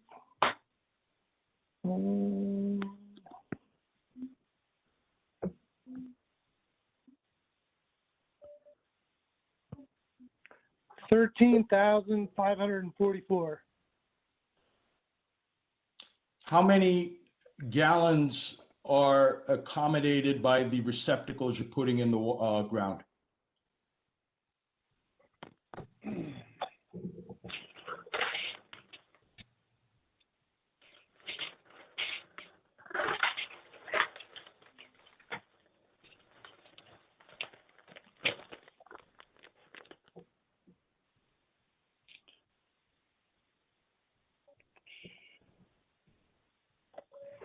Uh, 651 cubic feet per dry well times 7.45 times 651 times 4, 19,399. I thought you said you were putting in 4 1,000-gallon tanks. We're putting in 4 1,000-gallon tanks, but they're surrounded by stone. The stone measures 13 by 13 with the seepage pit in the middle. I'm sorry, could you repeat that? You were breaking up. I'm sorry. The seepage pit is surrounded by stone, and the stone is a square with the seepage pit in the middle. The seepage pit is 13 by 13 with a 1,000-gallon dry well in the middle.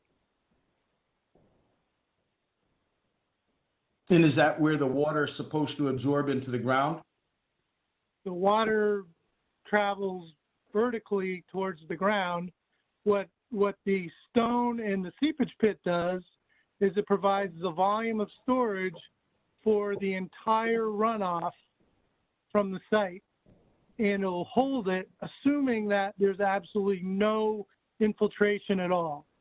So conservatively, we've designed this with no infiltration at all, but we know that the ground will accept the water. So it gives it a place to store the water while it slowly infiltrates into the ground. Can you guarantee that water that this project is going to produce is not going to wind up in my backyard? Well, the water is going to go where the water goes. What I can tell you is that using the engineering methods and techniques that are recognized by the township and the engineering community, that this design is a conservative design.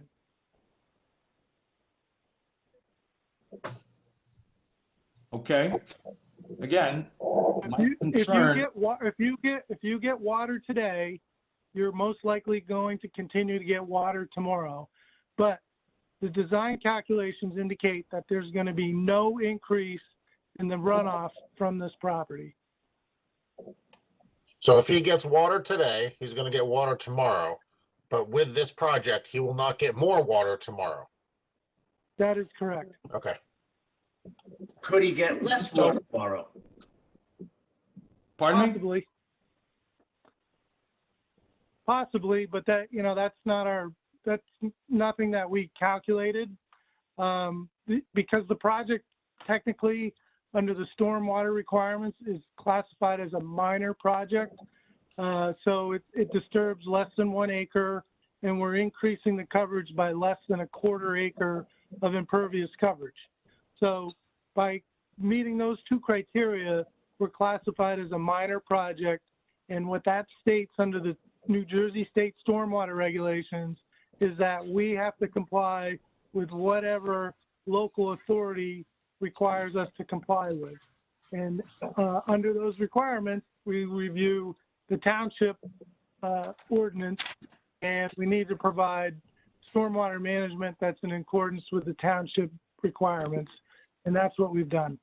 So just to ask one more question. So in doing your calculation, it's not just the water that fits into the middle of the seepage pit, it's the apparatus includes the stone around it, right? Is that acting kind of like a French drain into the ground? And that's where the calculation is based on the perimeter of the stone for each of the seepage pits? That is correct. So the stone creates a barrier between the pit and the actual soil, and it also creates additional storage area for stormwater. And it creates a larger base, a larger area where the water can infiltrate into the ground. Gotcha. Thank you. So I'm just going to ask a question to the board members that spoke previously regarding concerns of water runoff and seepage, et cetera, on the previous cases. Again, I'm a taxpayer. I live in. This is question and the question is several board members have spoken on this subject, and I would like to hear their opinion if what was just said makes sense. No, that doesn't happen here. No, you don't get to question our board members. You get to question the witnesses, and then after you're done, then you can provide testimony. You can provide what you think. You can provide anything. You're not an expert, so you can't provide expert testimony, but you can provide, factual things that you believe are factual, and then the board will judge whether those issues are applicable or not. Well, again, I think it was made pretty clear that unless I have an army of people that I hire, anything I say is testimony really doesn't count. So I guess I'm done. No, that's not true. I mean, it's not expert testimony, so there's a different standard of reliability. Expert testimony, you can rely on it because it's expert testimony. Non-expert testimony, it's from someone who really doesn't know, hasn't studied, or doesn't practice in that field, so it's less reliable. But you could provide factual testimony, things that you've seen or know about. Don't insult us by the comment that you made. We're here to listen to you. We're here to let you ask questions, but you have to play by the rules. I'm done with questions because I feel I'm being patronized by the board. I'm sorry. Well, Okay. You're not being patronized by the board. We're trying to maintain a degree of decorum and following the rules of a quasi-judicial board. This is a quasi-judicial board. Okay? We are. So I'm done with forced my to follow questions. the Thank rules. you. Thank you. Dora, are there any other hands raised? Yes, we have a Louis Gugliotta. Louis, can you hear us? I can. Okay. Sir, could you spell and state your name and also provide your address? Sure. Louis, L-O-U-I-S. My last name is spelled Gugliotta, and I'm at 28 Delbrook Road, Parsippany. Thank you. So one of the first questions I have is, the engineer was talking about the design on the original plan, which I know it's changed somewhat. There was a overflow discharge in the back of the property. Does that still exist? Yes, it does. It's Mark Walker again. So the overflow is to, in case there's an issue or we get more than the designed 3 inches of runoff, the overflow is connected to the top part of the seepage pit. So if the seepage pits, all the stone fill up, it gives it the ability to discharge out of the seepage pits. So the overflow is still there. Right. So the overflow is coming out the back of the property, down the hill into the existing area where there's a stream that runs past or behind our property. It drains, it'll drain overland to the wetlands. Then will flow into the stream that runs behind the property, behind our property. Right, it'll go in the same pattern that the water from the site currently drains today.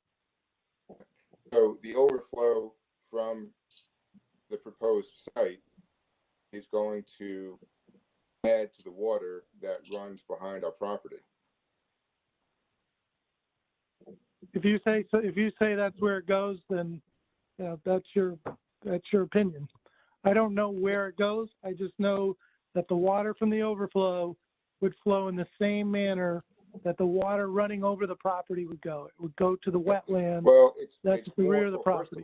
First of all, it's more than my opinion, and I've got to also say that I'm asking serious questions. My neighbor is asking serious questions, and you are accusing him of playing games, but we're not playing games.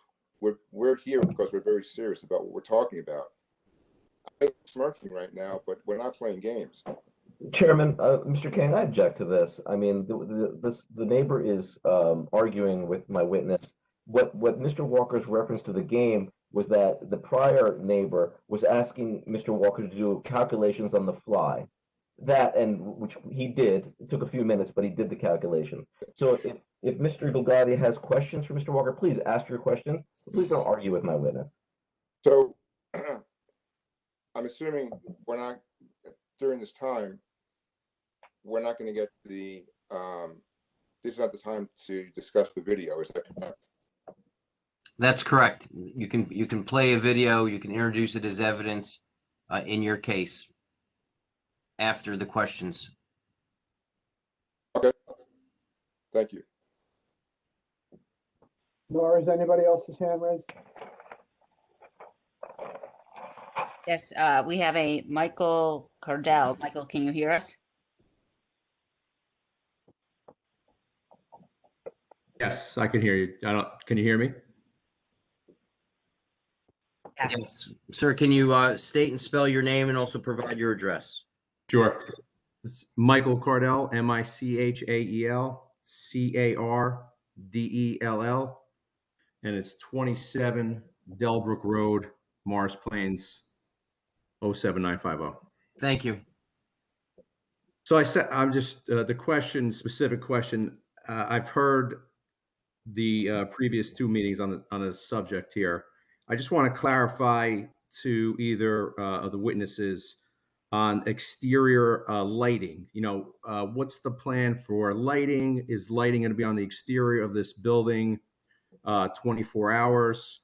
I didn't quite hear that in the previous explanation of the design of the property. We do have some light fixtures. There's one light fixture at the back of the building, one light fixture on the side of the building where the driveway is located, one light fixture on the front of the building, and then there's one proposed freestanding light fixture for the front parking lot that's adjacent to Littleton Road.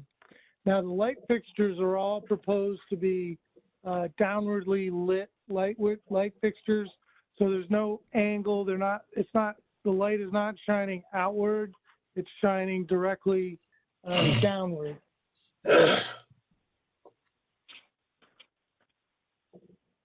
Then, Mr. Walker, are those proposed to be on throughout the evening, or are they going to be on a timer where they would, you know, potentially be off during a certain time, or are there going to be sensor type lightings? I'm just trying to get a clarity of that.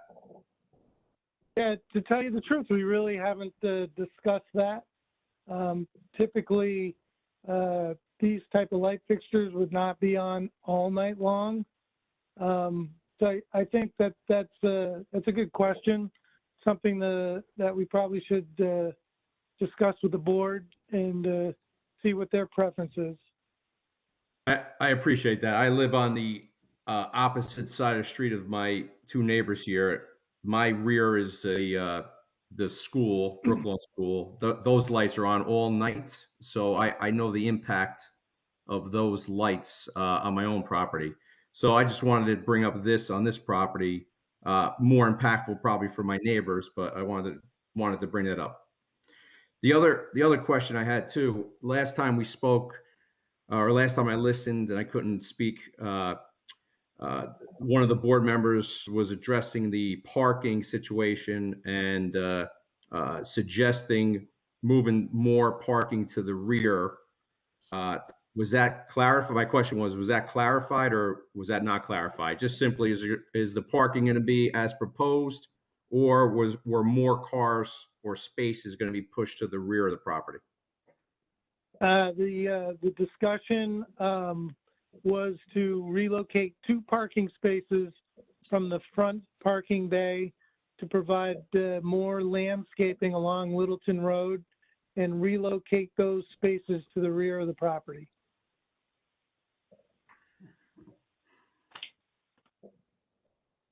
Okay, thank you, sir.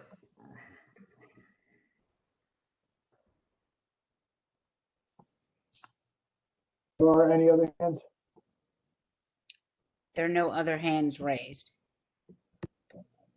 Mr. Tombolaki, would you like to say anything at this point, or are you? No, I think the board is well versed on the drainage issues and these issues. The fact of the matter is our case is supported by the fact that the stormwater was designed to meet local Parsippany standards, which are consistent with the state standards. If anything, the installation of the seepage pits with the large stone storage areas is going to improve the situation. So, but yes, water flows downhill and water goes from Littleton Road down towards the wetlands behind the property, and that's not going to change. So I understand the neighbors may have a video they want to show about a stream or wetlands or whatever.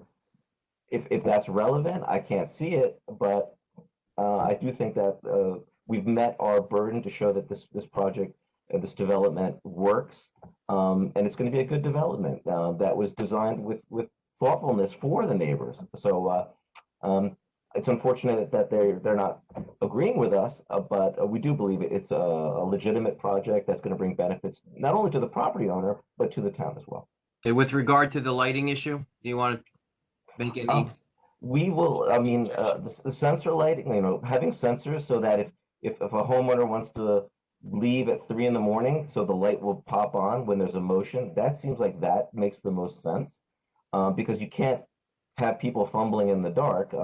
It is a multifamily building. So if the board would like a timer or a timer plus motion sensors, we could accommodate all those things. You might want to suggest time on, time off.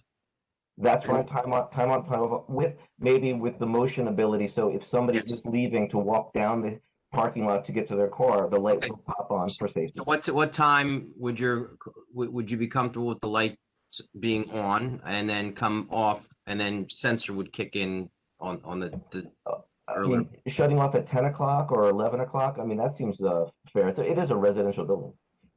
So 10 o'clock shut off? Yep. And that would be part of any safety purposes. We need to have motion detectors because behind that building, I wouldn't want to walk around. Now, with all due respect, I think the motion detectors would be the way to go. So rather than set time, anytime there's motion back there, after dusk to dark, the lights come on. And they're set for a certain period of time. And after the motion's done, they go off.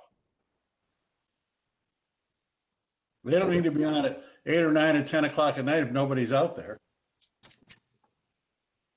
The residential building, though, people can come home at 9 o'clock. Maybe it's pretty. I think 10 o'clock is a fair time for the lights to go out. No, I'm just saying, Bob, I don't, okay, whatever.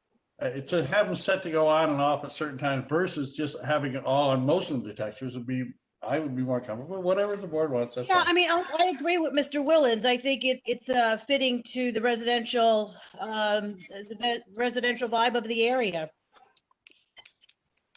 Fine, that's very good. Motion detectors. All right, at this point, are there any members of the public who wish to speak in opposition to this application? Laura, are there any hands raised? Yes, we have Louis Gugliotti. Can you hear me? Yes, I can. All right, sir, could you raise your right hand? Do you swear or affirm testimony you're about to give before the board the true self you got? I do. All right, thank you, Mr. Chairman. The witness is sworn. We don't see him, do we? No. Previously was sworn in at a previous hearing also. So starting off with a few questions, since you were talking about the lighting to begin with. I know you were talking about, the motion sensors and having the lighting pointed down. Are you talking also about low density lighting? Actually, this is so the question period is over. Now you get to give your reasons why this application should be granted or not granted, why you support it or don't support it. And you could give reasons. You could bring in, pictures. You could do other things and prevent evidence if it is relevant. But the question time is over now. Well, you are literally putting 5 units into, you're looking at it from Littleton Road. You're not looking at it from behind the property. You're not looking at it from above the property. You're literally putting 5 units in an R3 zone, in a single family zone that is surrounded on 3 sides by single family homes. And I understand, like I said before, the prior meeting, I can see that,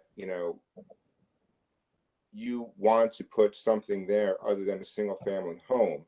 But I really think that I don't understand why you get just basically approving whatever it is the developer wants to put there. Rather than 5 units, why not 2 or 3 units? And that actually also solves the parking issue that has been raised before. Also, from where my home is, not only can I see, the large 5-unit structure, you're talking about putting parking in the back of that building, which is, in addition to the lighting that you're talking about, you're going to be seeing cars parked in the back. When they're coming in the evening, you're going to be seeing the lights from the headlights from the cars coming in. You're dropping a commercial structure into a single family development. So you're saying that the time for questions are over. What I'm proposing is that you reconsider this. Rather than 5 units, we should be pushing back on the developer to propose something that's, say, 2 or 3 units. Also, there should be less parking in the back, not more parking in the back. You have what was previously a single family home, and the developer already had 4 parking spaces in the back on the last proposal. And then you had one of the board members talking about saving a tree or 2 and putting a couple more parking spaces in the back rather than being on Littleton Road. The whole idea is if you are going to develop this, you're talking about developing this parcel, and at prior hearings you've been talking about improving the view from Littleton Road, but you're only looking at it from Littleton Road. And if you're really that adamant about developing something on Littleton Road, then put the parking spaces on Littleton Road. Don't put them in the back where it's closer to my house, where it's closer to the single family homes. Again, what I'm proposing is that you push back on this proposal. You push back on the development. You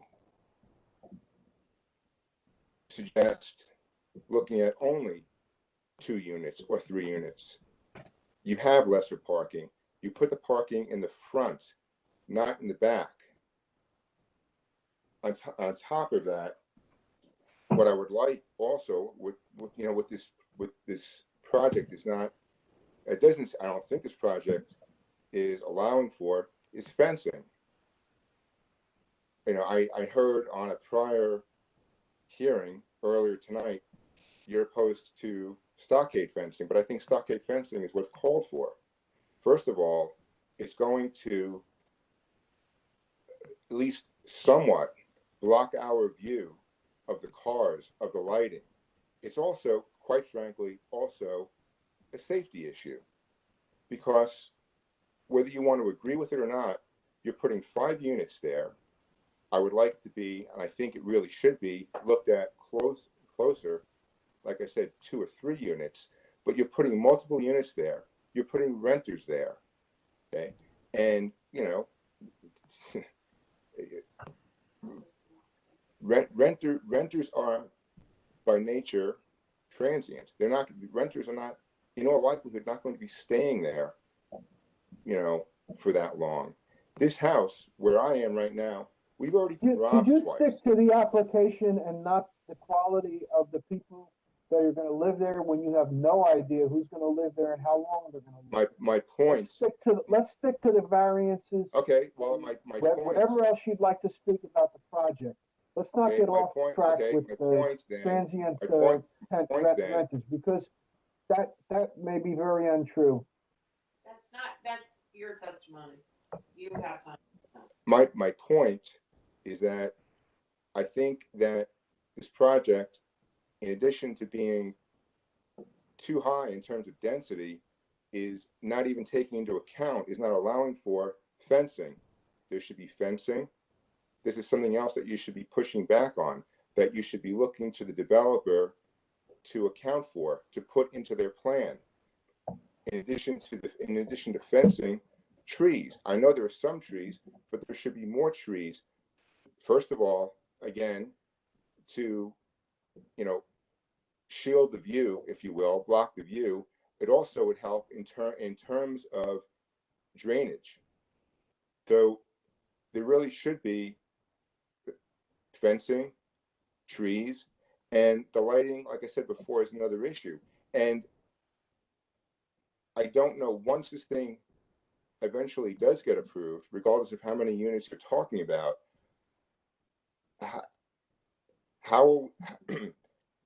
what are we doing to ensure that they are putting in the type of lighting that's being discussed? And also, that's a building department. They file for a building permit, and the building department takes over. We have no control over that part. That's administration of the town. But you would just a variance based on certain criteria. They're supposed to follow that when they apply for their building permit, and the building department is supposed to follow what we've granted. Okay. Okay. So in terms of lighting, what is it that you're looking at granting them then? They didn't come in for any lighting variances. So the lighting, the type of lighting is an open question. I mean, despite the fact that it's being discussed right now, at the end of the day, I don't think it's an open question. I think the engineers testified as to what's in the plans. Excuse me? I'm sorry, I couldn't hear you. So Walter, didn't you testify that in the plans there is a lighting plan in the application? There is lighting plan. What happened to Mr. Walker? Mark, if you could unmute yourself. Come back to us, Mark. Yes, I'm back. So we have, as I mentioned, we have 4 lights. 3 lights are on the building, and there's 1 freestanding light. All the lighting complies with the criteria, and it provides safety lighting that meets the TAPIS criteria. So with all due respect, may I comment that the fact is the rest is an industrial site or business site, lighting things would be on longer hours. I think you've already agreed, Mr. Walker, that it would be acceptable to go ahead and have the lighting on timers. So it needs to be lighted, but it doesn't have to be on all hours of the day. Is that correct? That is correct. Okay, thank you. So the lighting issue is one issue. The other variances for the residents, clearly this property, the applicant demonstrated to the board, okay, an improvement in the property. We understand all the water runoff issues.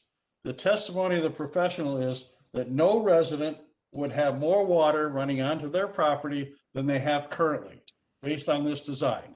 On those things, therefore, there was no harm to the residents based on the professional survey. If any of the witnesses now say they think if they have proof that that's not true, then we'd have to reconsider. Well, and the other, last but not least, I think the applicant would also probably be at this point willing to reconsider, and I think it is a good point, about some fencing and or trees along the backline property. If we resolved all those, can we move ahead? but it does. But how are you resolving it at this hearing? Because there's nothing on their plan that addresses fencing. The plan doesn't adequately address the trees that I'm talking about, that we're talking about. As far as the drainage goes, I understand that the applicant's engineer, has a degree, but he's being paid by the applicant.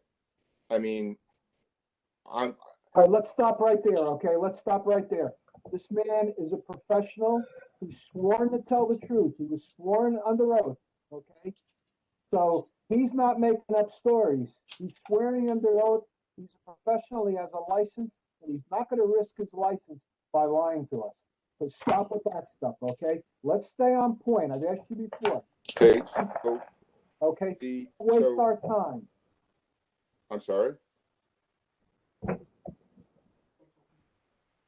I'm not wasting your time.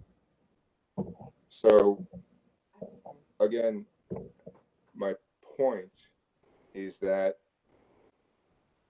I don't see why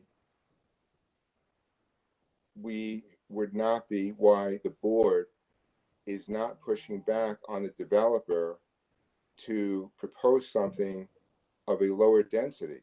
Why the developer is proposing 5 units and there's no question about why they're not proposing less or actually telling them. I mean, we heard substantial testimony. It was originally a combination of a commercial and residential property.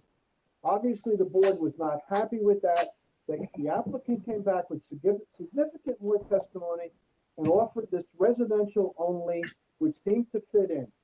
The board approved it without question, okay? So that's kind of the board's thinking here. All right, but they've already, unfortunately, we've already voted on this, and now you're coming back with testimony. But I haven't heard anything that you've said. Secondly, the idea of a fence behind this building, which I understand most of the land behind this building is going to be pretty much in a natural state. Is that correct, Mr. Walker? The property behind the building, behind the parking, is going to be left in a natural state, right? That's correct. And I'm actually looking at the, other than our neighbor that's directly adjacent to us, I'm also looking at where the closest residential neighbor is, and they appear to be about 300 feet away. The structure appears to be about 300 feet away from the proposed development, and it's all wooded between their structure and where we're developing. How did I get a 200-foot notice then if I'm 300 feet away? Your property line is within 200 feet. Your house is greater than 200 feet. And 300 feet is not that far. And like I'm telling you, I mean. Can we move on with this? Your testimony so far has brought nothing to the table. If you have something substantial to testify to, be my guest. I'll listen to you all night. But you've spent a good 20 minutes and we've not heard one thing of any substance. And I hate to be blunt with you, but I'd like to move on because I think there's other witnesses that want to testify. Well, look, if he has a concern about a fence and a buffer, and he's right, 300 feet is not a lot, especially with deciduous woods. Is the applicant opposed to a row of arborvitae or evergreens to just satisfy him and we can move on? It's not a big ask. I'm just asking Mark if there's any wetlands constraints that prevents a fence installation, or as the member suggested, some arborvitaes to provide some additional screening.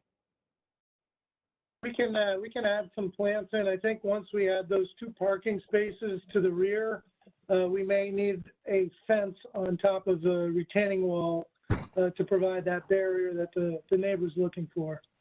Can I ask you why are you looking to add 2 parking spaces to the back when they were already in the front. Mr. Chairman, we cannot allow this witness to go over the same points for another half hour. It's getting close to the time we have to close. We can move on to the next witness, or if he has any other points, bring it up. We spent 20 minutes going over a couple of points over and over. You got to Let's control stop this. asking why the 2 parking spaces are in the back.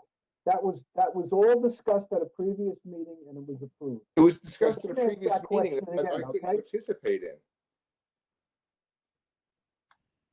Don't ask the question again why the 2 parking spaces are in the back, okay?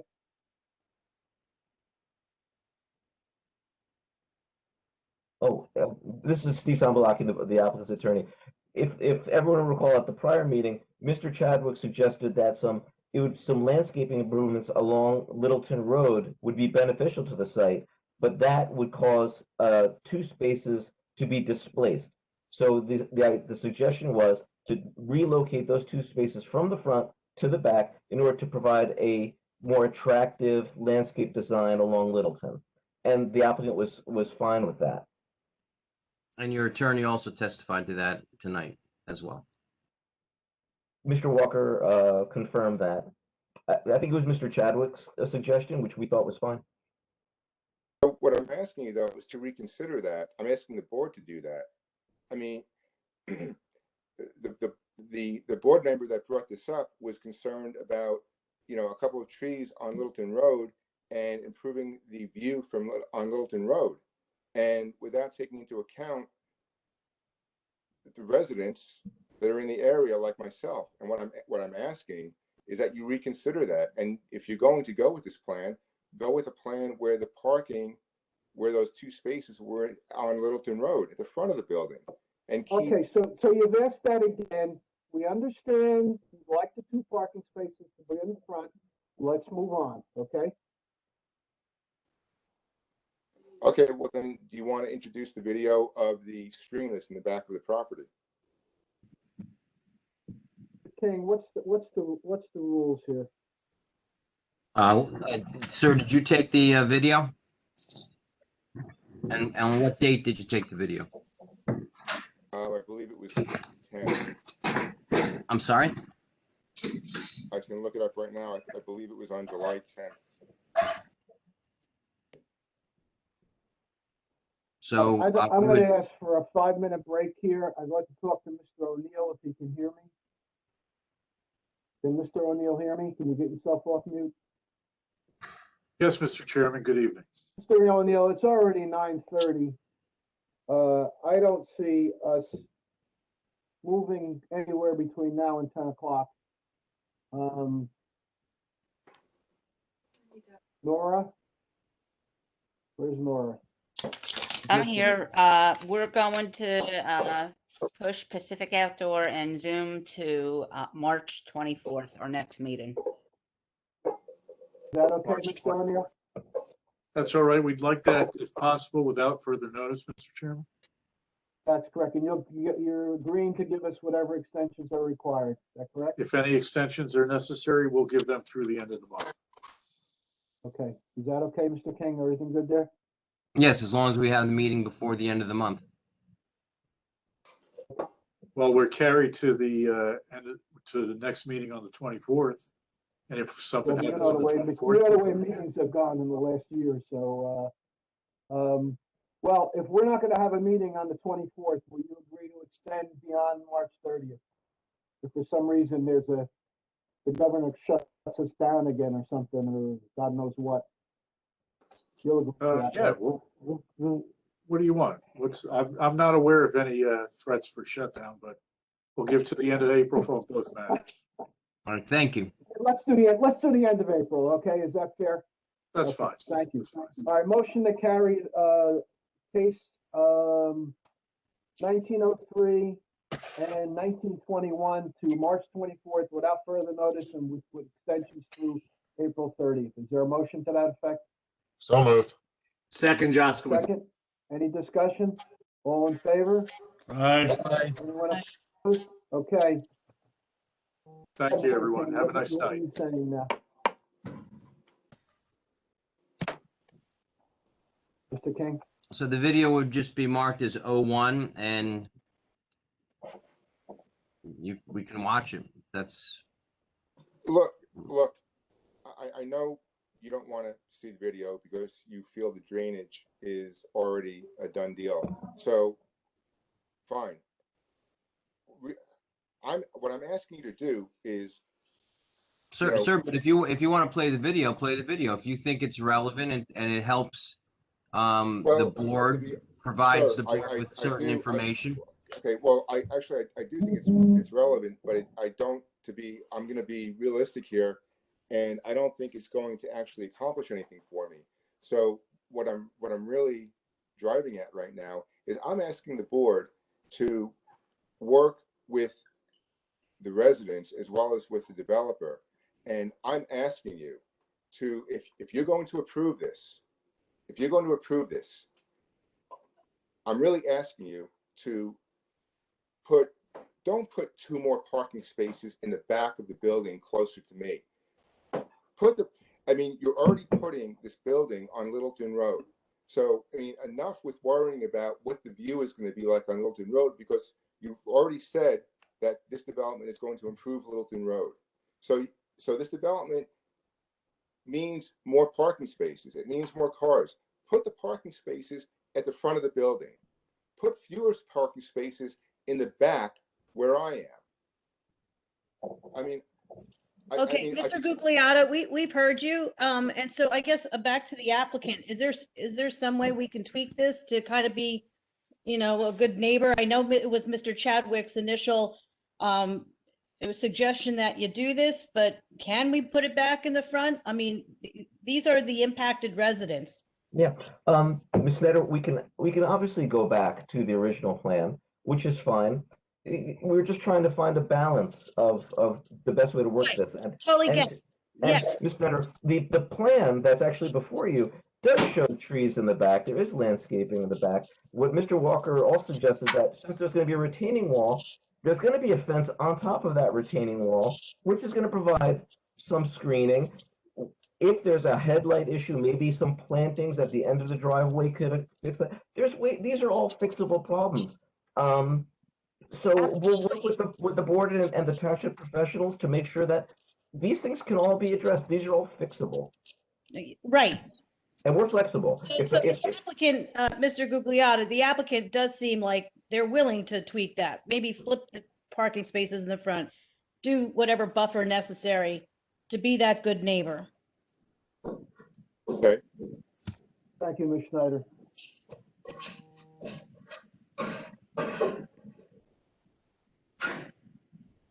Any other comments, Mr. Gugliotta? Well, just 2 questions. One, what Ms. Snyder was just talking about, so that is actually going to be, for the lack of a better word, documented then in terms of what the plan is going to call for? Listen to the rest of the meeting and we'll find out. Okay, and then one other question, as far as the fencing, does that cover, does the fencing continue along the entire property line in the back? Listen to the rest of the meeting and you'll find out. Okay.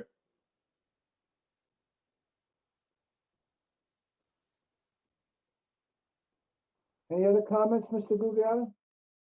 No. Thank you. Nora, are there any other hands raised? I see Michael Cordell. Michael, are you still with us? I am. Can you hear me or no?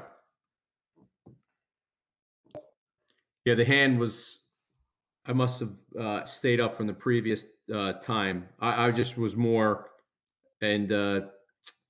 Iacon, I answered the question. I'm going to listen to the rest of the meeting just to clarify or hear the result of the fence, the trees, and the retaining wall.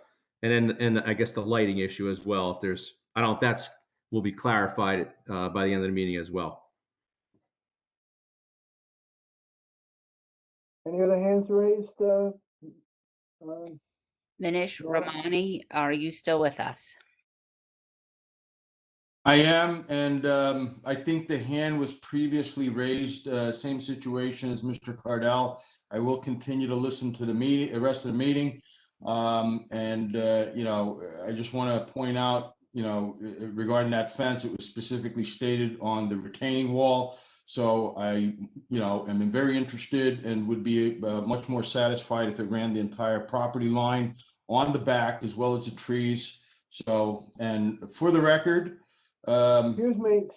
If you're going to testify, we need to swear you in. I'm Are done. you going to testify? No, I'm done. I'm gonna mute. Thank you. Any other hands raised, Laura? I see none. Somebody tell me where we go from here. Well, I believe the applicant's attorney is probably going to state that he's going to do some of the requested items that the residents have asked for. I think some of them are already built into the plan. He could probably state that he would go back to parking at the front if the board wanted that. He'd probably state that he would talk to the municipal arbor with regard to appropriate screening in the back of the property, as well as potential fencing. I would think that's probably what would be the next step. Yeah. And this is Steve Tablakian. Yeah, I agree with Mr. King. I mean, again, the applicant wants to be as flexible as it can. Mr. King is correct. There's, I don't know if a fencing along the entire property line would do much of, you know, I don't think we're in favor of that, but if there's certain bufferings, like a fence on top of the retaining wall that is going to maximize the buffering of any parking spaces in the back, we'd be happy to consider that. I mean, these are little tweaks that, working with the town's professionals, we can incorporate. I mean, they're not huge issues. With the big issue, though, and again, the applicant is sort of agnostic on this, is whether the two spaces should be relocated to the back or they should remain in the front as originally designed. I mean, we honestly, I mean, we're agnostic to that. Mr. Chadwick brought up some good points as to why he thought they should be pushed to the back. So that's really a board decision, and we'll leave that up to the board. If Mr. Chadwick's suggestion finds favor with the board, we'll go with that and put the parking in the back, those two spaces. But again, we're just gonna leave it up to the board.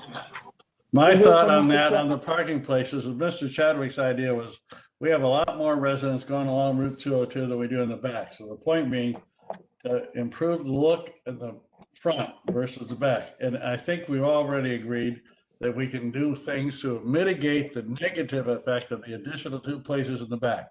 So I, for one, think that that should stand as approved, as long as we have agreement that there will be some additional discussion and mitigating issues to minimize the distraction of additional parking places in the back.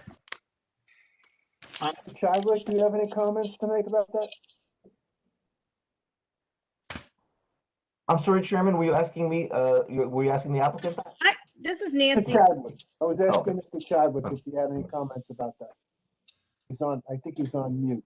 I think you can do both. I think the additional 2 parking spaces, if you put a fence along the entire length of the parking lot in the back of the property, the cars are not going to be seen, the headlights are not going to be seen.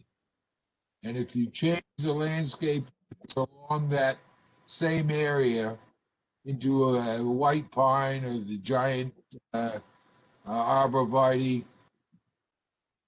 they will pretty much block out any view of this building from the homes that are 300 feet away. So you'll be able to get the 2 birds with 1 stone. Now I'm going to ask Mr. Holloway. Mr. Holloway, do you have any comments to make about that? I think that putting the additional fence on top of the wall, maybe some additional plantings would mitigate any problems with the headlights. Do you think ballards should be put back there for safety, John, or no?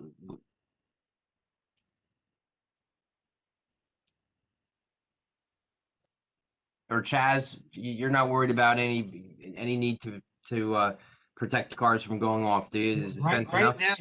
Right now they have a split rail fence and the curbing, so no, I'm not concerned with that.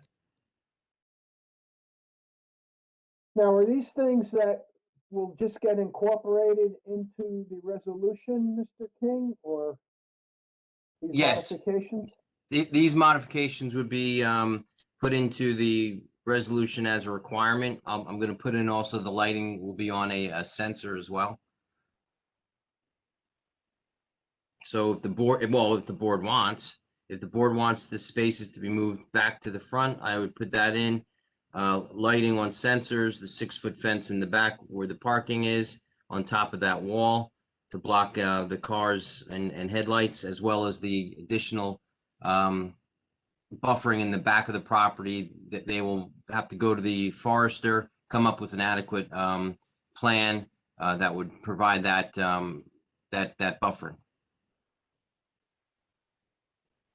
Any members of the board have a maker? This is on this back to the fencing. Is it the subject matter expert's opinion that a whole line of fencing is not needed? Because at the end of the day, we want to help the residents who are directly impacted by this project. Nancy, I thought the residents just asked for fencing along the back side of the property. No, there was one resident who, and thanks for bringing it up, Scott, but I thought there was one resident who wanted it extended. The applicant's attorney even spoke to it about 4 minutes ago. So I want to clarify that, right, Scott?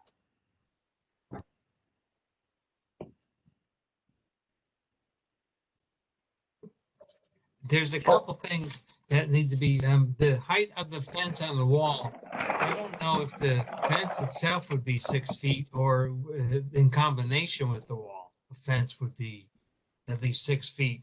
And I think with the plantings and with the fence along the rear portion of the property, should be sufficient to mitigate any concerns that we have with lights.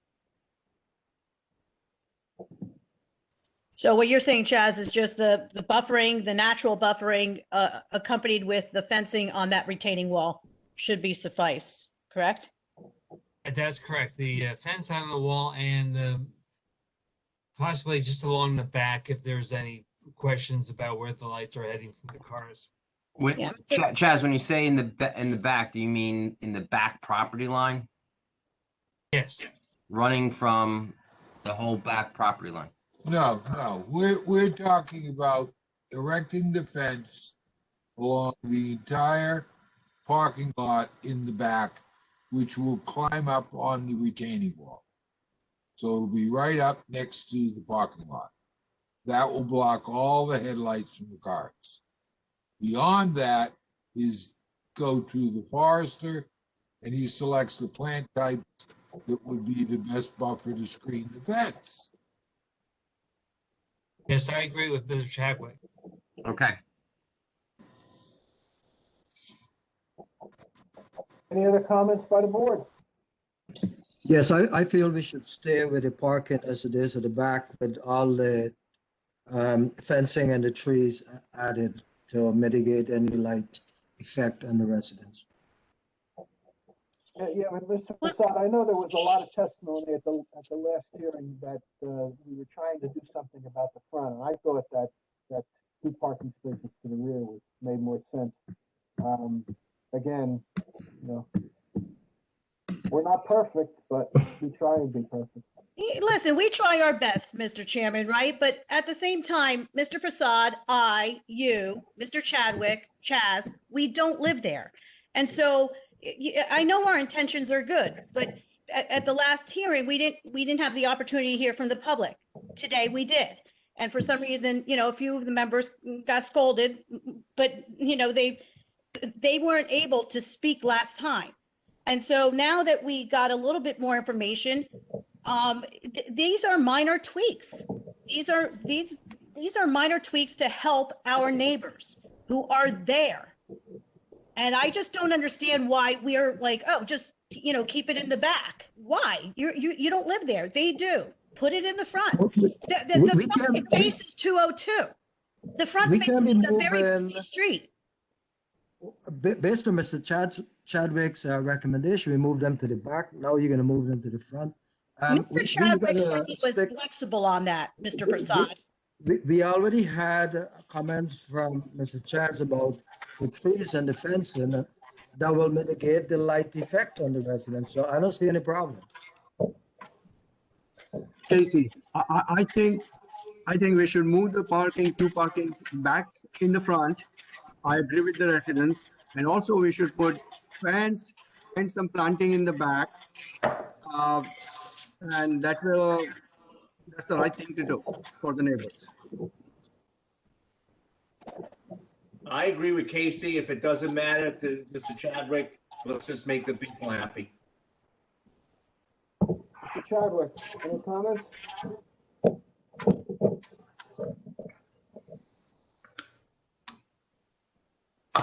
No. And this will be a 6-foot fence, Mr. Chairman, correct? I'm sorry, Mr. King, you got cut out there. This will be a 6-foot fence. Is it 5 foot with 1 foot lattice or just pure 6 foot? Well, it's going on top of a retaining wall. You don't want it to be 6 foot plus the retaining wall, do you? Does the retaining wall have some height?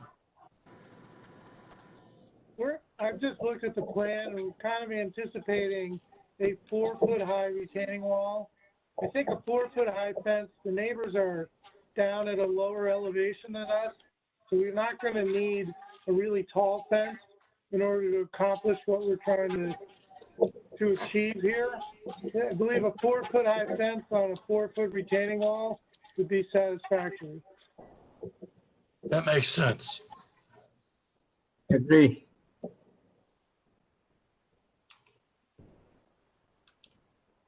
Chairman, one more thing, I just want to make it clear. The lights, we say the timer will be until 10 o'clock and then it will still be on the, the sensor. But the 10 o'clock shut off is still there. I think, Mr. Parikh, everyone agree that would be just on a motion sensor. So You have a motion sensor. The lights aren't going to be on at all. yeah, so motion sensor is good. when it becomes dark, it's on a sensor. So if anyone moves back there, it turns on for 15 seconds or 30, whatever the it's set to. Yes, agreed.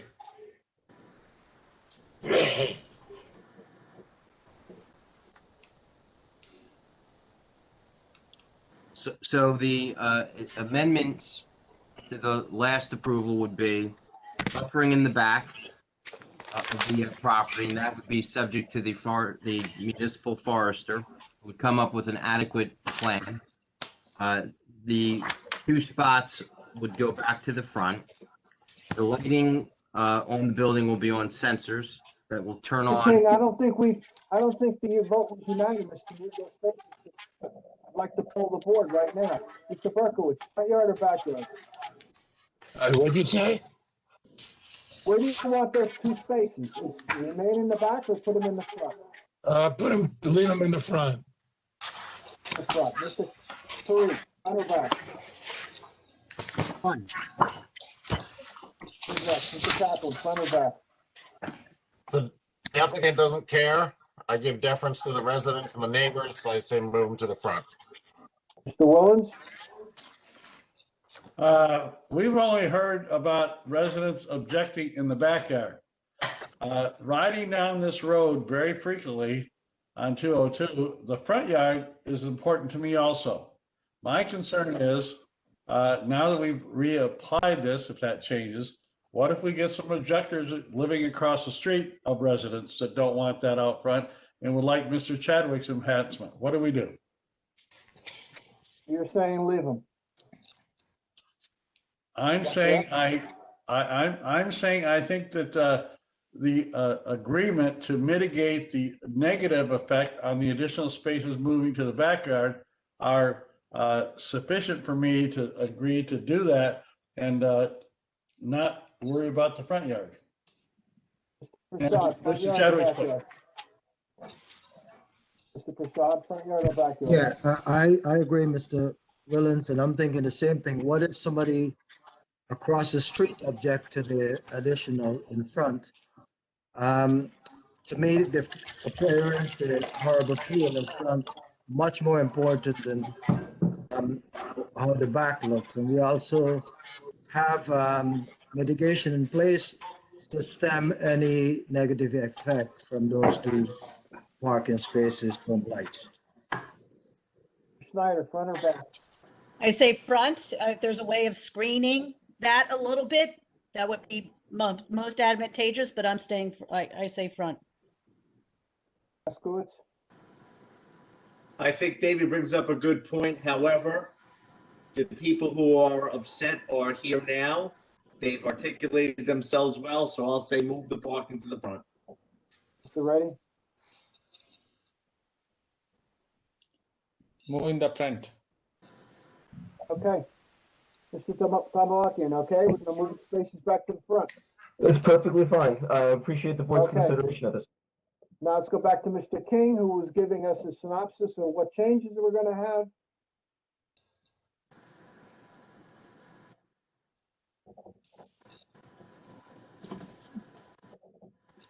You're on mute. Thank you.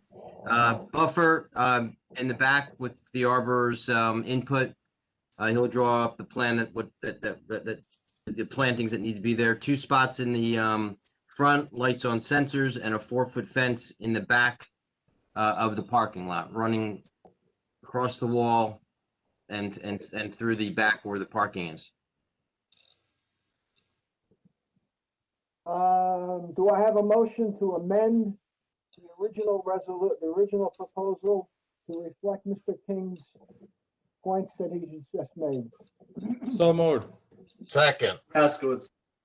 Any discussion? Nora, call the roll. Berkowitz, Yes. Jaskowitz, Yes. Kaplan, Yes. Parikh, Yes. Prasad, Yes. Parikh, Yes. Reddy, Yes. Snyder, Yes. Willens, Yes. Hurricane. Yes. We all Thank you happy? very much. I hope the residents are happy, because I think we've given them everything they wanted, except a park there, right? I mean, we've given them everything they want. Am I wrong? The applicant really appreciates Mr. Tim American and the board. Thank you so much. The applicant really appreciates the in-depth consideration, and we look forward to delivering a really great project that everybody will be proud of. I have to say, you guys were great too. Thank you. Thank you. Good witnesses, Mr. Tamalakian, good witnesses. Great. Thank you so much. It is 9:55. Is there any other business, Laura? No other business. Motion to adjourn? So moved. Second, Jaskowitz. Any discussion? All in favor? Aye. All opposed? All opposed? Okay. Good night, all. Good night. Hi, everyone. Good evening, everyone. Take care. Stay safe. Bye. See you on the 24th. Okay.